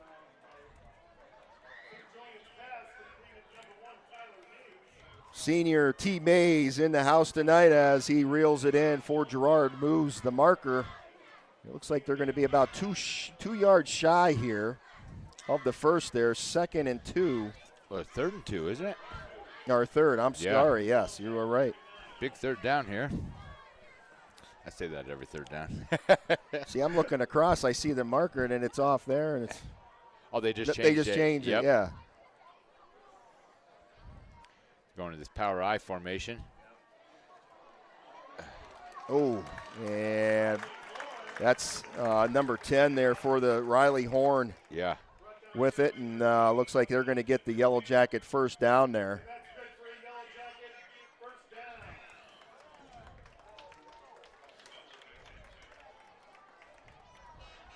So Girard right now moving the change, boys, as Pickers trying to tighten up on this defense. First and 10 at the 49 for Girard. St. Julian still in at QB. Gets under center there. He hands it off up the middle. And I don't know if that was Aiden Arnold, the ball carrier. They're getting some push up front. Yes, they are, as the line's starting to step up for him. That was Riley Horn, excuse me, the ball carrier. Johnny McGuigan on the tackle.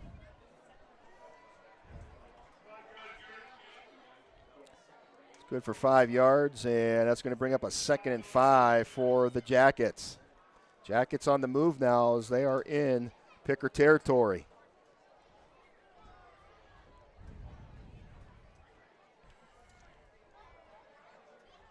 Shotgun formation, St. Julian gets it, hands it off. It's Riley Horn again to that outside, and he gets taken down quickly by number 21, Colton Owens. Yep. The sophomore getting in on the tackle. Kind of like there was a hold on the outside there. Yeah. And there is a flag. Go figure. Yeah. The dirty laundry comes out, as we'll see what this is on. And this one's going against the Pickers again, John. For what? Unsportsmanlike conduct. I don't know what is going on down there, but they need to clean it and clean it quickly. I seen a hold or face mask on the other side there. So that's going to be an automatic first down for the Jackets, as Northeast just allowing them to get in. Got to slow them down here. We were slowing them down on defense there. We're doing a good job. But now we're helping them. They're moving them, starting to move the ball now good, and we're helping them more. So 1st and 10 as we are at the 25-yard line.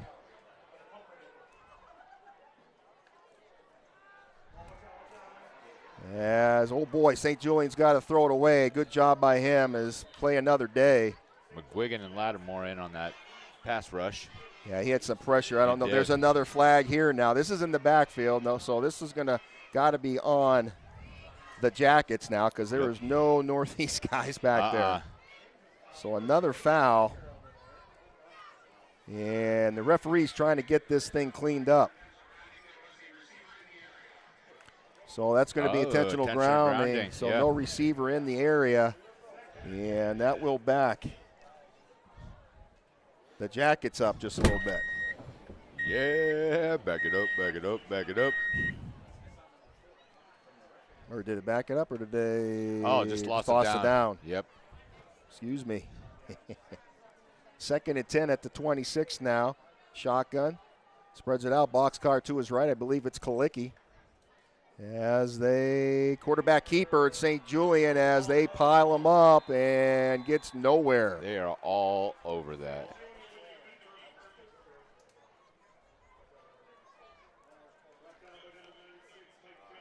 That's going to bring up a 3rd and 10 at the 26. I couldn't see if that was even that might have been a busted play too. He just had to tuck it, but I'm not sure.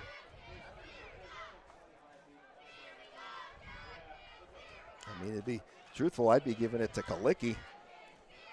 he's been doing a good job running there. St. Julian gets the snap. He's going to roll to his left, sends it out. Man, wide open. It's intercepted. Picked off by the Pickers from the bounce ball. And a big collision down there. Pascal Lepore on the interception. Here's the replay. Great job. How about the bobbled ball up in the air? Rolling to his left and sends it across. It's tipped up and right into the hands like a patty cake. And it is Pickers' ball. Yep.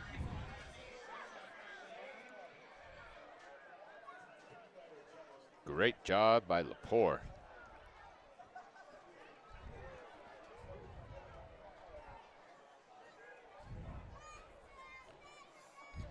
First and 10 for the Pickers. 5:05 on the clock as they readjusted here. Yes, and the Pickers are back out. As Galloway looks, and it's red jerseys. Oh, he cuts back. And he has some green. He's good block going down as we're going to get a hold. They're going to call him on a hold. They saw I saw the jersey stretch, and so did the ref. And that's going to be a penalty on Northeast. Hate to say it, folks, but I saw it. When you see that jersey, if I could see the jersey pulled up here, you know the ref right there, Ken.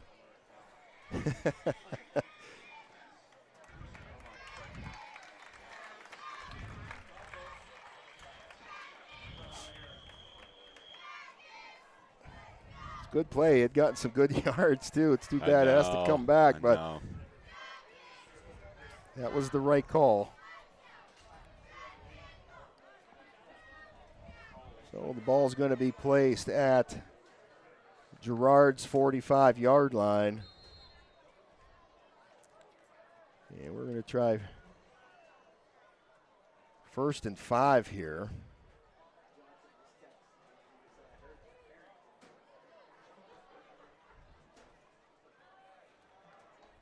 There's the snap. They hand it off. They come into their side. Ringer. He got some room, and that's a Picker first down. Yeah, shaking and baking as he does his fancy dancing up in the middle there and gets the first. First down, Pickers. Good job. Good blocking by the line up front. Yeah, it was. They're doing good tonight. They are. Gotta give those Hogs some credit down there in the trenches.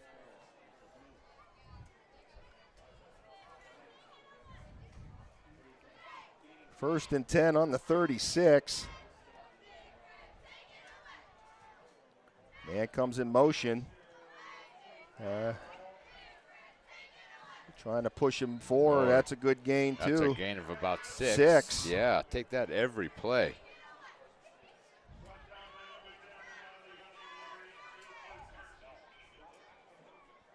Brings up a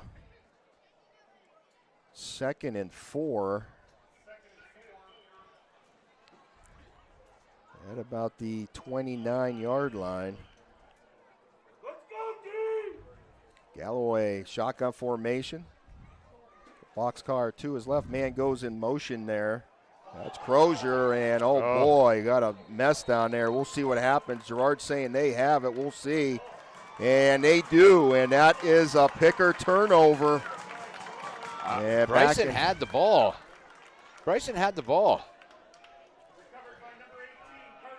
So Carson Stevens recovers the fumble there and puts it back into the Jackets' hands.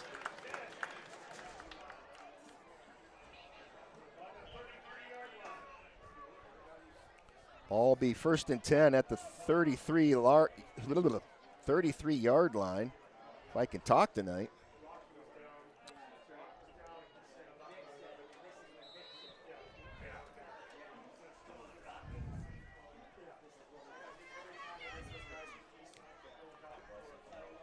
Stevens in the back here, QB in shotgun formation. He gets the snap, looking downfield off to the side here. He's got Tyler Mays. He breaks a tackle. He's got one guy to beat, and as he takes the angle, here comes the Pickers trying to get his tail. Can he go? He's helping. He stops it, and he gets tripped got him at up. the 1. Nice job by Pascal. What a job by Pascal. You're right. Man, saved Northeast as T. Mays gets a big gain for the Jackets. Wow.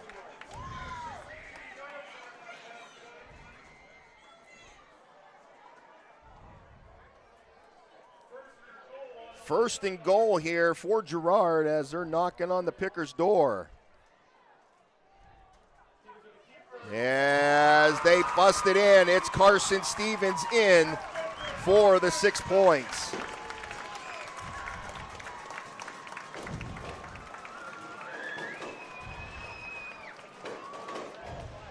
(21-13) with 3:16 on the clock here. What a play by Mays, getting it done for Girard as now getting tight again here. It is. We got a football game here. Got a football. I said tug of war maybe tonight. Yep. Turnovers.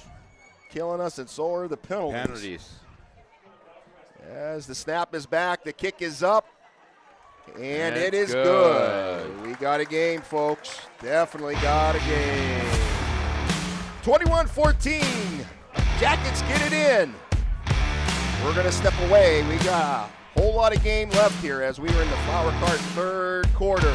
We'll step away. We'll be back in just a second. Stay tuned. Go Pickers.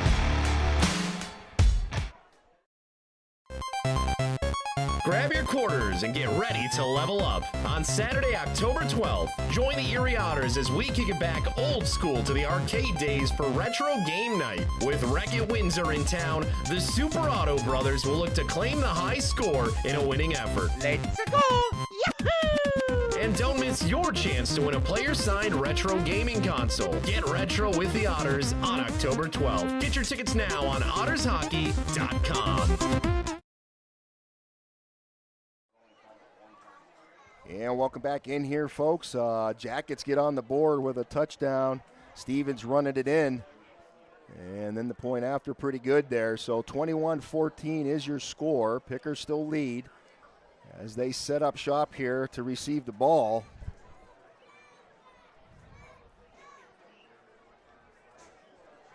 Homecoming night. It is. What a game. What a game. Back and forth, back and forth, back and forth. I like games like this, Me too. though, but I wish we didn't have so many penalties, John. No, That's really hurting us here. And another little squib kick. That's a good one there. Yes. As the Pickers get it. And he catches it. Oh, boy.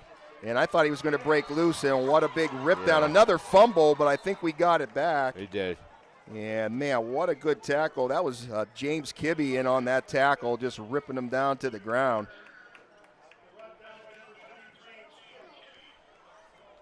Kibbe, senior this year, know very well, good kid, good family. All these kids are, a lot of these. This is my hometown, you know and I know a lot of these guys. Yeah. But so Pickers set up shop here, 1st and 10 on the 33-yard line. As Galloway in the back, shotgun, boxcar to his left. He's going to hand it off. He cuts right. As he comes down, he breaks one tackle, and then he gets ganged up. 44 came in and stopped him like a refrigerator. It was a swarm of Yellow Jackets that just smothered him up and took him back, and that's going to bring up a second down and maybe 5 here. So still moving forward. That's still the positive, right? As long as you keep moving forward.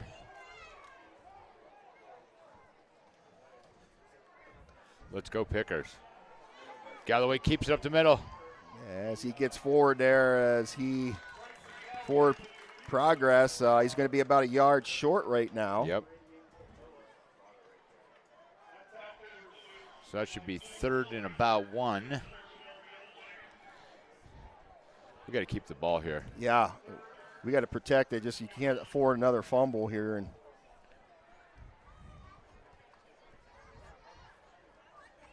see what they're.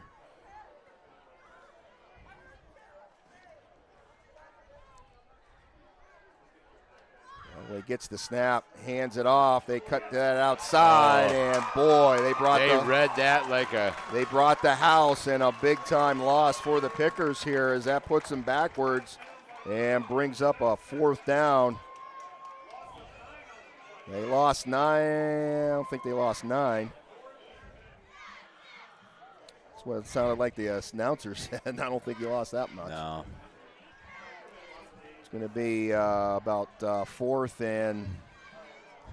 I think we're going to. Maybe that's 4th and 9. Yep. Maybe that's what he was saying. Yeah, 4th and about 8.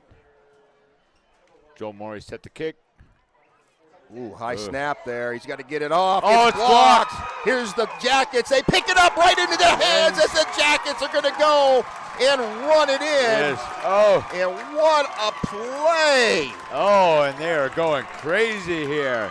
That just sparked up the whole section of the Yellow Jacket side here as the big high snap, it's blocked, picked up right into the hands of River Rogers, I believe it was, and he takes it in for 6. What a change of events. And they are right back in it here, folks, 21-20. Jackets clawing their way back. The point attempt after on the way here.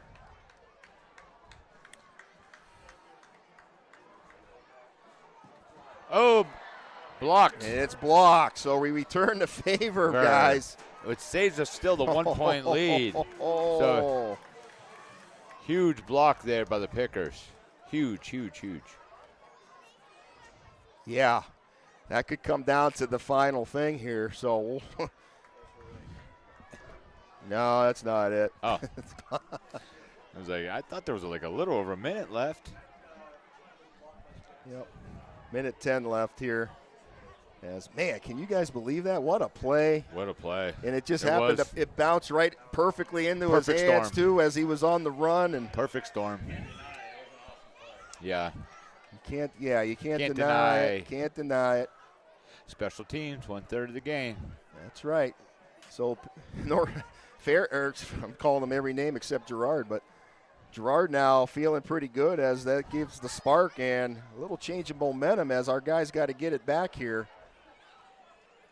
Don't want it to turn the other way totally, right? So you got to stay positive and just keep playing your game.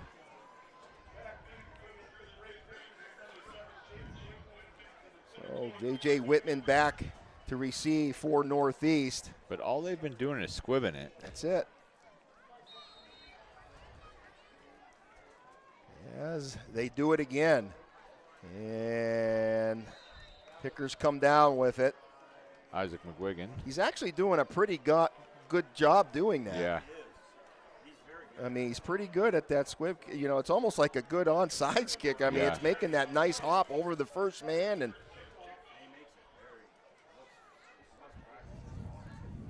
so it's going to be 1st and 10 at the Picker 39-yard line here as Galloway in shotgun again. Trying to get the mojo back as he keeps it. He's going to run to this outside. Breaks the tackle, turns the corner, and he's going to get taken right out of bounds with the tackle. There's a little unnecessary roughness on the sideline there.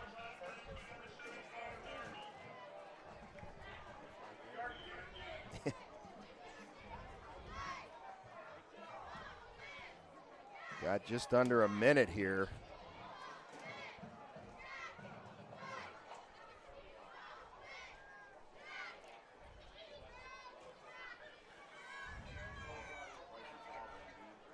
Second and 8. Again, about 58 seconds left here in this Flower Cart third quarter. They hand it off. Ringer, he has some space. He cuts up field. Breaks it off, and that's a Picker first down. Nice run from Ringer. Man, I like that kid, man. I'll tell you what, he's got the moves. He's young. He's got a few more years left with us. He's only a sophomore. Dude, he is going to be outstanding in the years to come. So that is going to be a first down for the Pickers. 1st and 10.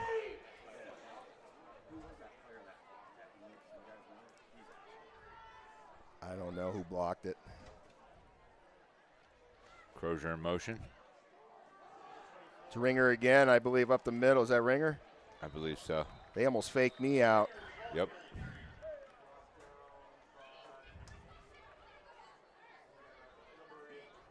I think, Gromley was on the tackle.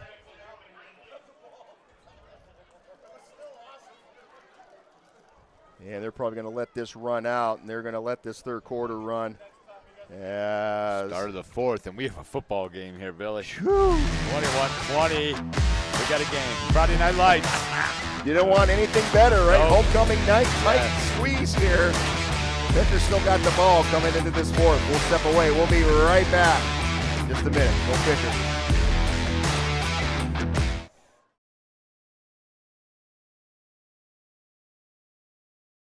For sales, service, and everything you need to get on the road affordably, trust Harbor Creek Auto Gallery and Northeast Auto Gallery. Both locations have quality pre-owned vehicles in stock, plus full service and detailing options. Need a paint job or repairs? The Auto Galleries now offer a full body shop. Planning a big job or a move? Rent a Penske truck or van on site. Harbor Creek Auto Gallery at 6850 Buffalo Road, HarborCreekAutoGallery.com, and Northeast Auto Gallery, 85 West Main Street, AutoGalleryNortheast.com.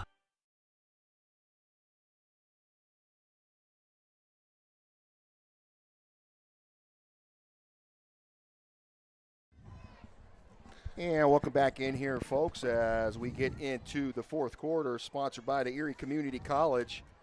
21-20. Pickers still lead as a change of events for Girard got them right back into this game here. Pickers ball, 2nd and 7 on the 43-yard line. As they get it down, that's Crozier, I think, as he whittles his way back up through and maybe gets back to the original line of scrimmage.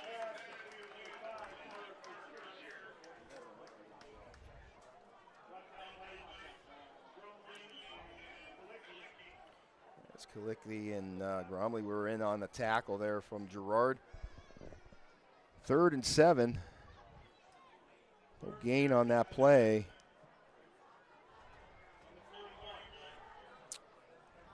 Pickers coming out in a spread formation, 2 wide to the right, 2 wide to the left. Pascal in the slot. Galloway step back and throws. Oh, Ball's tipped away. Line. I think that was Kalicki on that outside. Nope. No, it wasn't Kalicki. It was. I think that was number 83 instead. And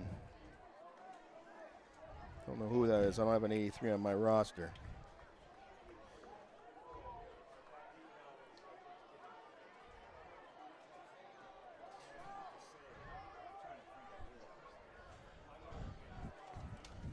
Pickers going. Punting it. Back, they're kicking it away, and as it gets down there, I think that is that Mays or Kibbe? And the Pickers are all over it.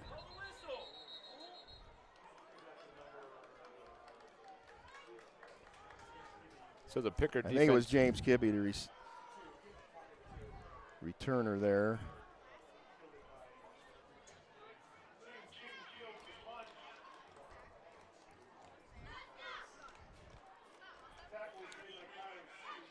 Up to the 15-yard line. 1st and 10 at the 15 for the Girard Yellow Jackets. Carson Stevens back in at QB. Oh. As they got the Pickers again, and the penalties continue, guys. Stack up. That's the 12th penalty on the night for the Pickers.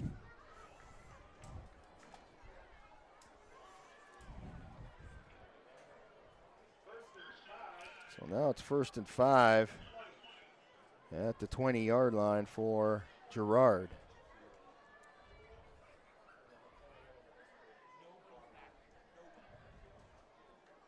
Hit the snap, high snap, they hand. Oh, he keeps it. Looking downfield, a little off to the side there, and I think that is Severance. And he stumbles and bumbles his way across the marker, and that's going to be good for a Yellow Jacket first down.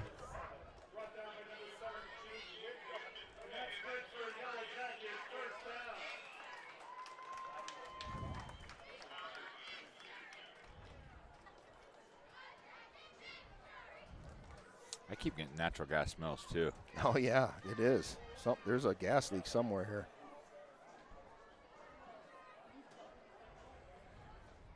There's a snap. Stevens rolls out to his left, looking downfield. He's got a guy wide open. It's Tyler Mays. Goes up and he makes the snag.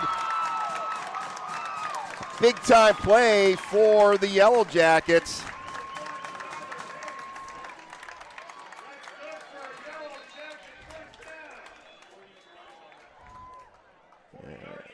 Wow, what a play here. Rolls out, just sends this one downfield, and Mays hauls it in. What a play. Good play there from Girard, and you can't knock it. Nope.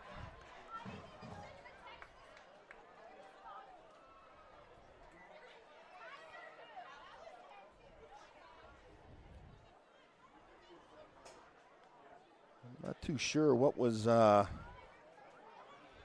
officials here had stopped it. I don't know what was going on. Injury. Oh, okay. I didn't see somebody on the side over there. I see. Okay, now I do. So it's a injury timeout. It's off to the sideline there. Looks like it's one of the Pickers, but yeah, it's we'll. My son Isaac.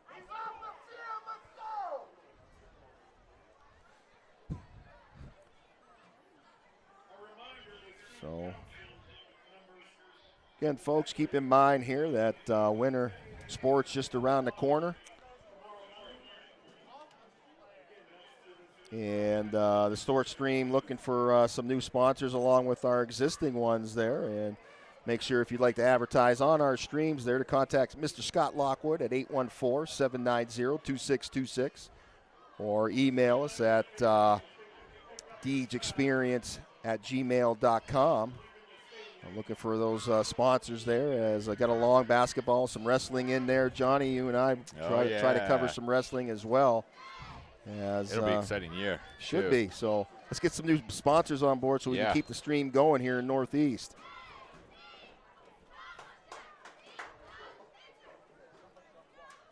As we're back in action here, first and 10 on the 35.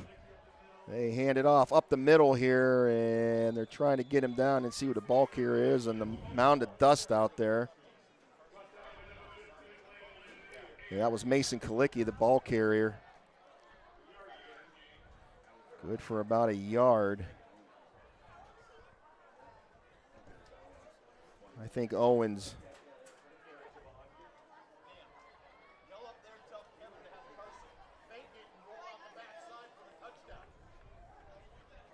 Jackets line it up here.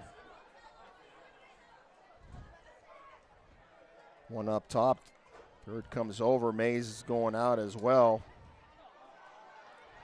And they're going to gang him up and get the QB down. Yes. Behind the line, and that's going to be a loss and a positive for the Pickers. I didn't see who was in on that. Was Lattimore in there? Yep, I think Lattimore, Mackay.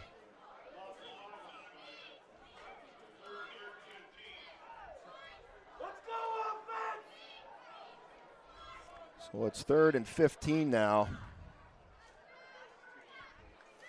There's the snap. Steven steps back. Little screen play. Yep, that's the Kalicki as he marches his way over to that sideline. Nice tackle by St. John Lyons out there in open field. He comes up a little short. It's going to be a 4th and maybe about 1. They're going to call it 2. So 4th and 2 here as the Jackets rush up here. I believe it's Stevens still in at QB. Kalicki to his right, trying to get the Pickers to jump here. We got to be disciplined here. We do. As now he comes up under center and steps back again. Kalicki still to his right. Gets the snap. He's looking. Hits his man on the right. That's Severance, and he gets taken down. And that's going to be enough for a Jackets first down, though.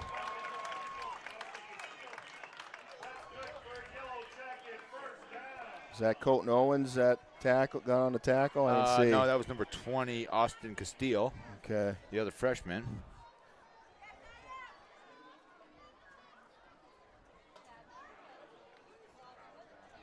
So Jackets getting dangerously closer here, John, as we got to pin our ears back here. Stevens still in there. Pickers need to make a stop here. Side action on the left. Hands it up nice the middle. Job. Huge pickup there. Colton Owens read it like a book. See, I was just getting ahead of myself. I said Owens last, so I just knew. I knew it was coming up. He was due, right? Yep. Great play by Owens as he stuffed it up there. So they lose a yard, 2nd and 11. They're back at the 20-yard line. 21-20. As Pickers were in the lead for a while, and a change of events got Jackets right back into it here. Stevens going up, changing something. He steps back. Back to his right here as he's going to pull back. Gets it right over the middle. I think that is Mays as he reaches in and he gets in for the score. Touchdown, Jackets.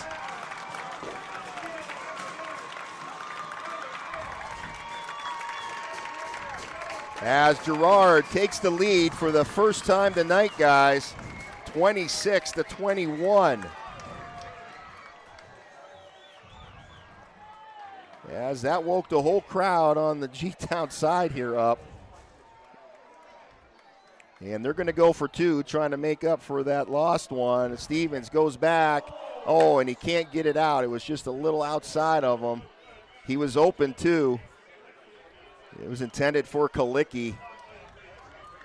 Offense got to come out and do something here, Billy. No doubt. So there it is in this fourth quarter. 7:05 left on the clock. The Jackets ahead, 26-21. We'll step away. We'll be back right after this. You are watching the Deej Experience Northeast Sports Stream with Bill, John, Dan. We'll be right back. Hey, I'm Brad Allen with Rossbacher Insurance. If you're looking for a personal approach to insurance, give us a call. Our team's here for you. We've been serving the local region for business insurance, personal insurance, as well as family life insurance since 1928. We're super happy to assist you.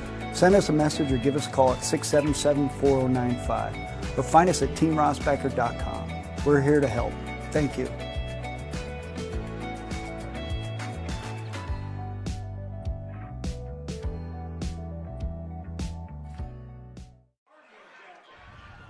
And welcome back in here, folks. It's the Northeast Sports Stream, Deej Experience. Johnny, we got to get something going here. We got to do something big. We got to find some magic on offense. The only thing positive for us is Girard's missed some extra points here. Yeah. And but we need to score. We need to so score. They're here. ahead right now, 26-21.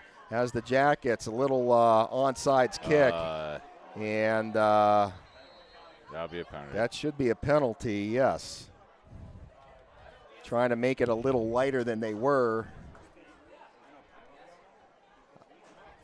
Doesn't it? Did it go 10 yards? Isn't it supposed to? It didn't even I think that's what they're discussing here. Yeah, it went like 6 yards. Are they just going to play it there? Maybe it's different for high school. Am I wrong on that? It must be, guys. Yeah. It looks like they're giving it to him right there. Well, we'll take it. They are on, I'm going to say, the Jackets' 49-yard line. As the Pickers come out, Galloway in shotgun. Man to his left, he hands it off. I believe it's Ringer. He's going to cut back as he gets over there, and I think it's number 20. I can't see the number there. Number 26 for Girard, who makes the tackle, Jesse Marino. Ringer on the carry. Good gain of about 4, almost 5 yards.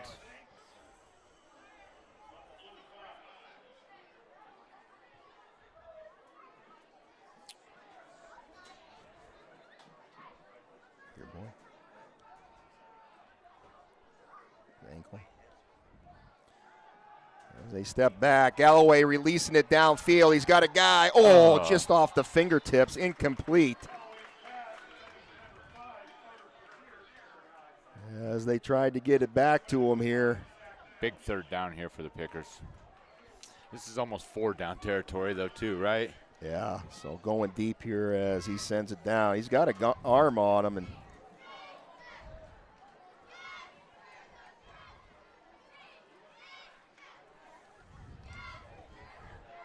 third down, 6.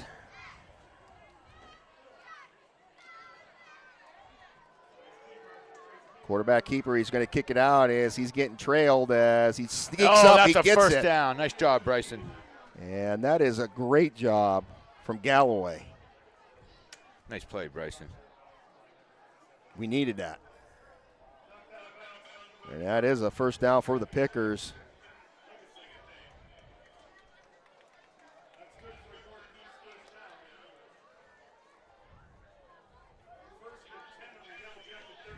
So we're on the Yellow Jackets 39-yard line, 1st and 10.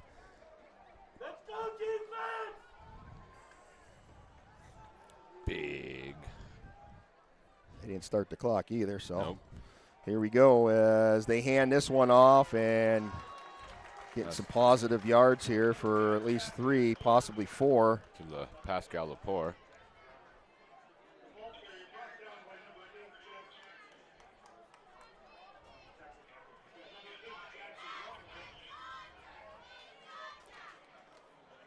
We're going to say it's about 2nd and 7.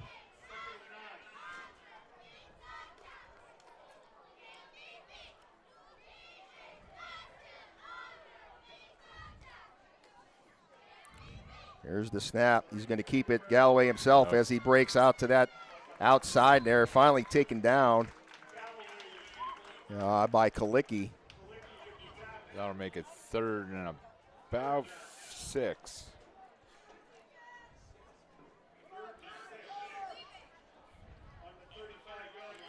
Yep, at the 35 here.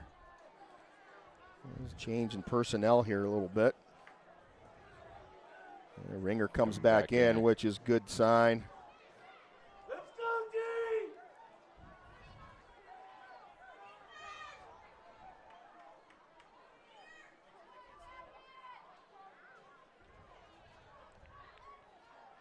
They give it, and that one was snuffed out. Yep. Instantly. That was Severance. And Zach Severance has been a big player. I remember seeing this kid from middle school up. He was an animal in middle school. Now he's at the high school level. He's just a good player. Big 4th down for the Pickers here. I think they got to go for it, right? I think you do. I don't know, though. Unless you're thinking you can get it back. But still at both sides, all with 3 timeouts left here. But clock is ticking at 4:15. As they're going for it, Galloway back. Looking down deep. He's going off to that outside, and it's incomplete.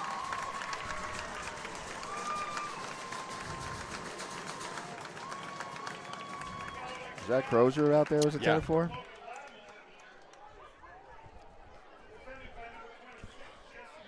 Yeah, I think you got to go just try to get the first down there. That one, yeah. They were trying to go for it all, and that's a turnover on downs. I'm going to do that on 2nd down, not 4th. Exactly. But they did what they did. It's a Jacket ball now. 1st and 10 at the 41 of Girard. Stevens in there now. Haven't really seen St. Julian come back in here as Stevens gets the snap. He's going to hand this off right up the middle. They break free, and he's still moving and grooving, and he's going to keep piling his way for almost about 15-yard run here for Girard, and that's going to be good for a Jackets first down. And, man, you can't say nothing bad about that. He kept those legs moving to get every bit he could. And Girard moves the change here.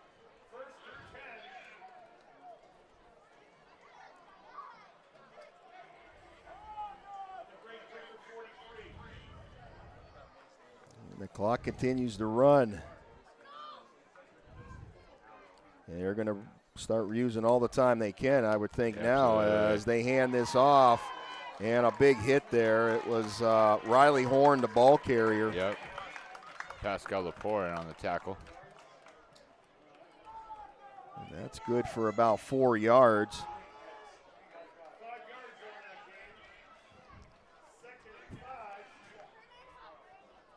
They're saying it's 5, so 2nd and 5 at the 39 as the clock continues with about 3 minutes left in this ball game. Pickers trying to do everything they can to get this back as the Jackets just going to burn this clock as long as they can. Absolutely. As Steven steps back, probably going to wait for that back official. There's the arm as he knows what he's got left as he's getting ready to snap it now. There's the snap. He hands it off, and it's a big-time blown-up play from Northeast who gets right into that backfield. Colton Owens and Logan Lattimore in on that play. You almost think you'd take a timeout here as the Pickers, right? You got 3. And I think they are going to do it, yeah. So the Pickers going to get a timeout here. Lake Erie Appliance timeout with 2:20 left on the clock. We'll step away. We'll be right back in just a minute. Stay tuned.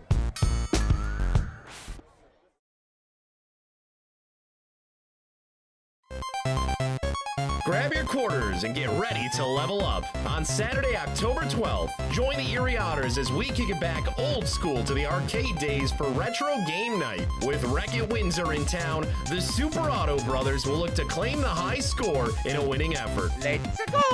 Yahoo! And don't miss your chance to win a player-signed retro gaming console. Get retro with the Otters on October 12th. Get your tickets now on ottershockey.com.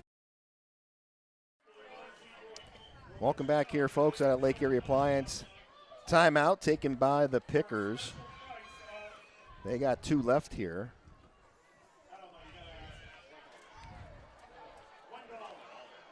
Third and 10 for the Jackets, and we need a big stop here. We do. You know they're going to run it. Mays comes in motion. There's the snap as Stevens rolls out to his right, looking down. He's got a man sideline, and they complete it. And that's a big play, and that's going to be good for a first down. And I'll tell you what, guys, 2 minutes. Yeah. Just a little over 2 minutes left here. And that was a huge play for Girard. Huge. Huge. And Northeast with 2 timeouts left. And the clock continues.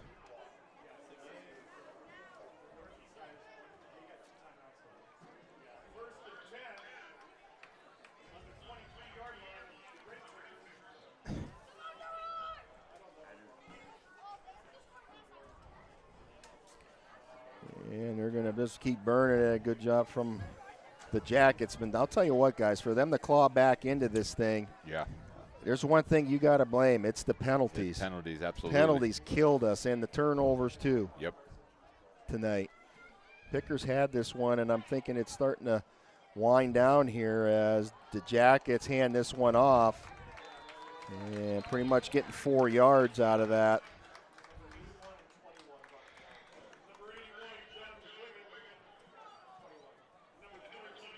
And we might be getting a timeout here. Yep.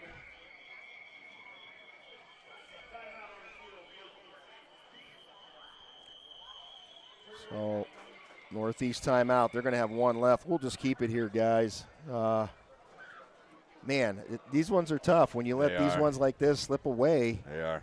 I mean, the game's not over. I know there's a minute 24 left, but we got 1 timeout left, and the sands in the hourglass are pretty much down, though, for our Pickers tonight. And this is something they're really going to have to go and reflect on back in film, right? Yes. And say, hey. Mistake-free football. You know, some of those costly penalties with either jaw-jacking or something all going on over there is obviously something because. Jumping off sides. Killed us tonight. Yep.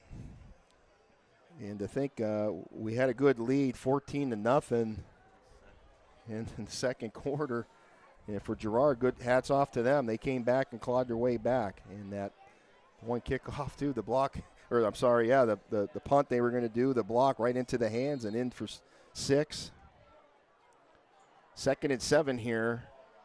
On the 20, the Jackets snap the ball, and they hand it off again, and instantly taken down by Crozier. Or, I'm sorry, that's 4, Rogers. Logan Lattimore.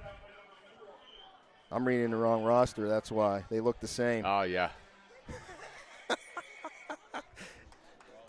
Will this be the end of the game?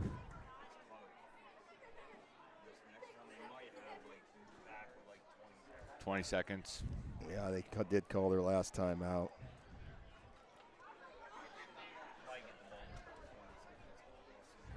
So 1:18 left here in the ball game.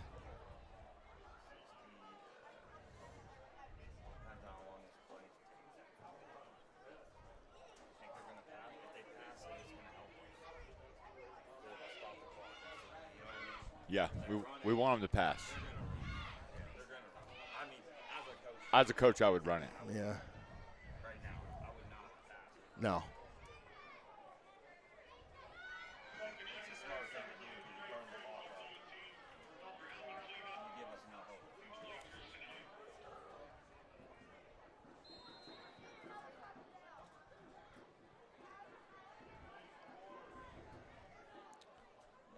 And goes in motion here as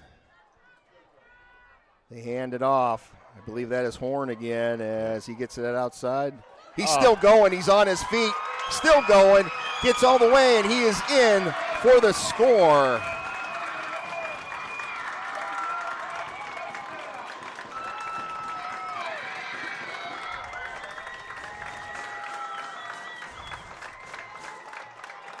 Wow, what a play, and just drive from Girard.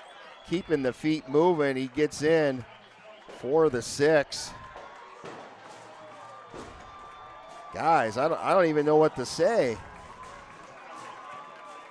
Yeah, we have a picker down that's injured here, so we're going to take a little pause and get this injury time out. We'll be back right after this, but Girard leads 32-21 over Northeast with a huge comeback. We'll be right back in just a second. Stay tuned.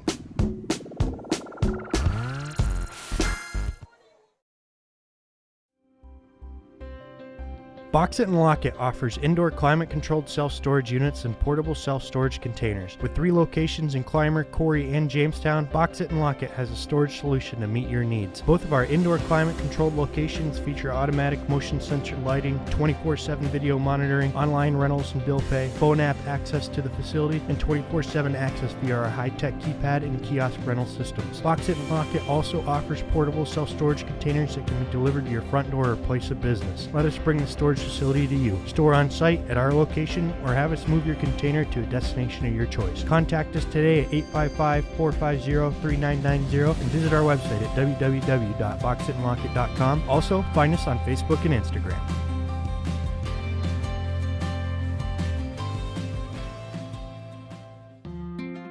Conveniently located in downtown Northeast at 11 East Main Street, the Flower Cart is your one-stop floral shop. They make their customers their first priority and ensures every arrangement is the best that it can be. The Flower Cart delivers flowers and gift baskets that fit any budget, and they offer same-day delivery at no extra cost. They have a wide variety of selections and great gift ideas for every special occasion, including the original Popcorn House popcorn and Polaco's chocolate. Make an ordinary day groovy for someone today by ordering online at www.flowercartnepa.com.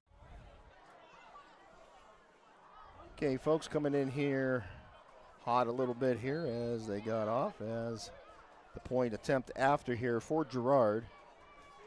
They're going for a 2-point conversion here as they snap the ball. And what a play there. That's a good play there. It is. That was a good play. As Carson Stevens, a little trickery, and get the 2-point conversion, 34-21.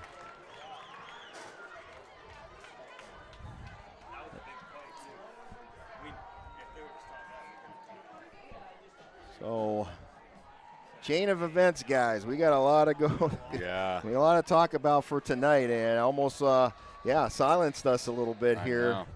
As they scored 34 points in the second half. Yeah. It's 14-0 going into halftime. Pretty much a uppercut to us in here. Man, to think that we were ahead and for all this just to take place, as thought we were going to have the spoiler tonight, and they prove us wrong. They came back, and hats off to the Yellow Jackets of fighting their way back and taking the lead, and minute 7 left in the ball game.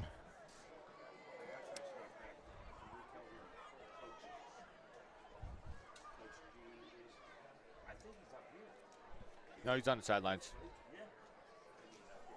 He's on the sidelines.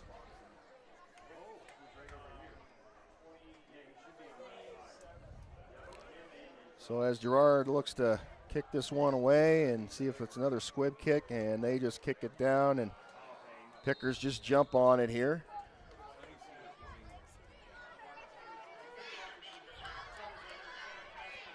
Pickers ball be 1st and 10.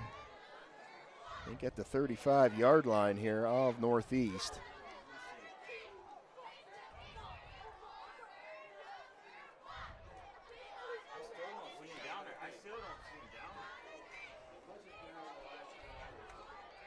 Oh, yeah, right here. Right there in the hoodie coming over by the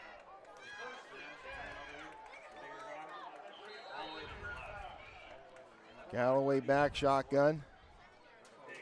Stacking up this top here as he scrambles around. Nobody open. He's going to throw it away.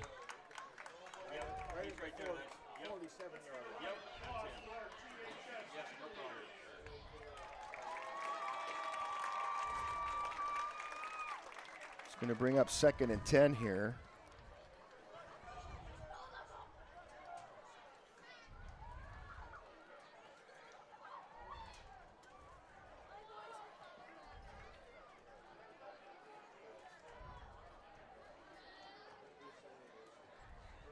Snap it. Galloway looks, gets his man as they move up.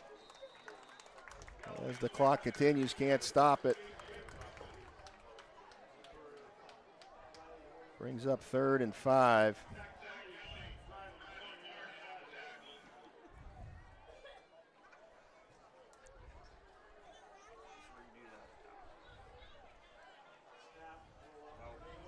Oh, he's wide open. And what a pass. Did he get it? He brought it down. Good job there. Clock should stop on.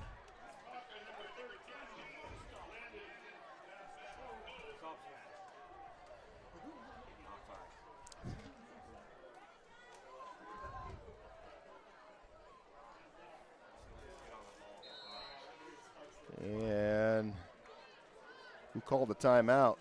Because we didn't have any left. Who did? Girard did.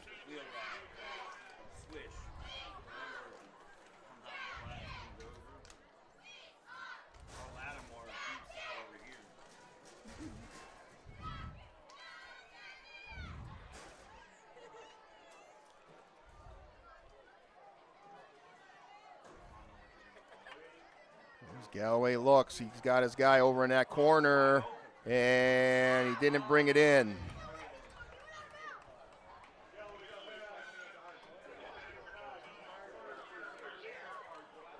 Carter Crozier couldn't reel it in.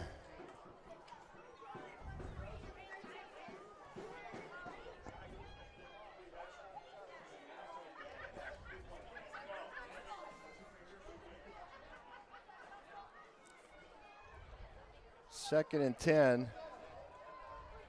Excuse me, 3rd and 10.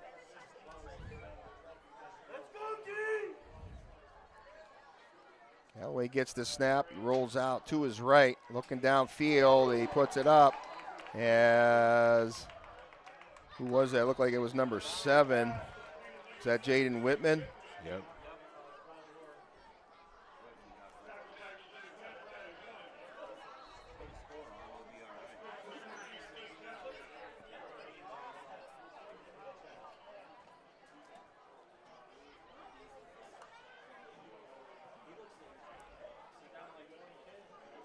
First and goal.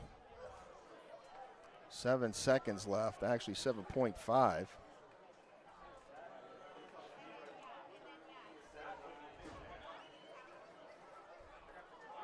Not sure what all the time is.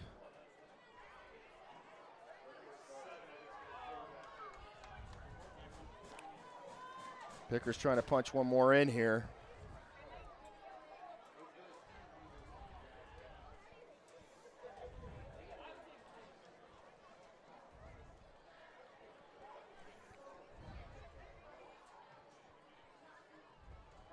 Here's the snap. They send it over as they get it. There's a flag that comes in from that backfield.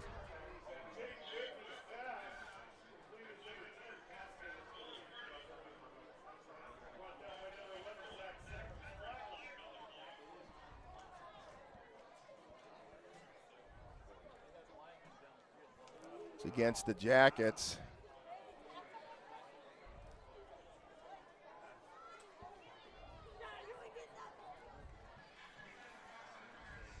Pass interference from Girard.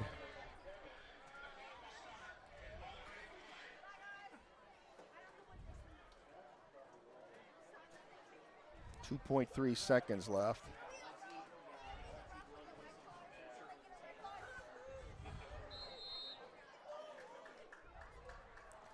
As they get it off, Galloway throws it up.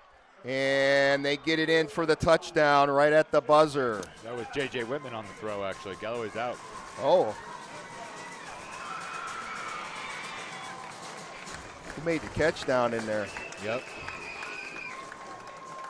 We still get to kick the extra point or go for 2, don't we? I'm not sure if they do that or not. Nope. I think they're calling a game. And that is going to be the game there. So your final score, what a chain of events tonight, guys. Ay, ay, ay, right? Yes. 4 to 20 seconds with a big comeback from Girard from behind and gets the win on homecoming night. And guys, our sorrows sort of continue here, but we have to address these penalties. As we're going to get right into it, guys. Our post-game show sponsored by the Lynch Home Medical Supply. Johnny, thoughts on tonight, and where do you go from here? You got to build on it. Somehow, some way, you got to build on it. You got to find some positives and try to get better. Right. You got Fairview next week, right? Fairview next week. Let's just face it, the next 2 games, we got Fairview and then our final game against Warren. But we got to clean some things up, though. I mean, our penalties, we got to get better with that. And we had 12 penalties tonight. We were 7 for 2 for third downs. We had that turnover. And the chain of events, that really thing, the one that really sparked off Girard was that one on that punt that got blocked. Yep. And came pretty much all the way back, John. And it did. It killed the momentum. Killed the. That was that. I don't want to say it was the dagger, but when you look at it now, it sort of was, right? But back when we actually did it, it wasn't. Geez, that was just a tough one, and I don't know if this is. It's tough when you have a lead. Right. 2-possession lead going into halftime. Right. So just something we got to build off of, right? So got to get better. All in all, still proud of the guys. This Absolutely. is something, a learning experience. Absolutely. It's high school football, folks. So, I mean, they got to learn from it and get better and make adjustments and move forward. So next week, our next game for these guys, it's a Saturday matinee in Fairview, taking on the Fairview Tigers at their house. 1 p.m. Kickoff for that one. So an early game. If you can't make it out there to support the guys, make sure you tune it in. John, myself, and possibly Dan, I think, is going to be there with us. And so we'll have an early game there. Make sure you tune in for that. Our last home, or not the last home game, but our last game on the road, too, out in Warren, taking on the Dragons. They're struggling, too, but so was Girard tonight. So Girard gets one up on us as they now go to 2-6 overall. And they now are 1-3 within the region as the Vickers fall to 0-4 in the region and 1-7 overall. So with that heartbreak, guys, we're going to step away. Girls volleyball match, I believe, senior night's next, taking on the Cathedral Prep. Yep. Make sure you tune in for that for our senior night. We'll have all the action there. That is our last home game as well. So make sure you tune in. That's next week. Follow us on Facebook. So closing out tonight. Your final score, once again, it's the Girard Yellow Jackets 34 over the Northeast Grape Pickers in a homecoming upset in 27. We'll call it a night saying good night, God bless, stay safe, and as always, go Pickers.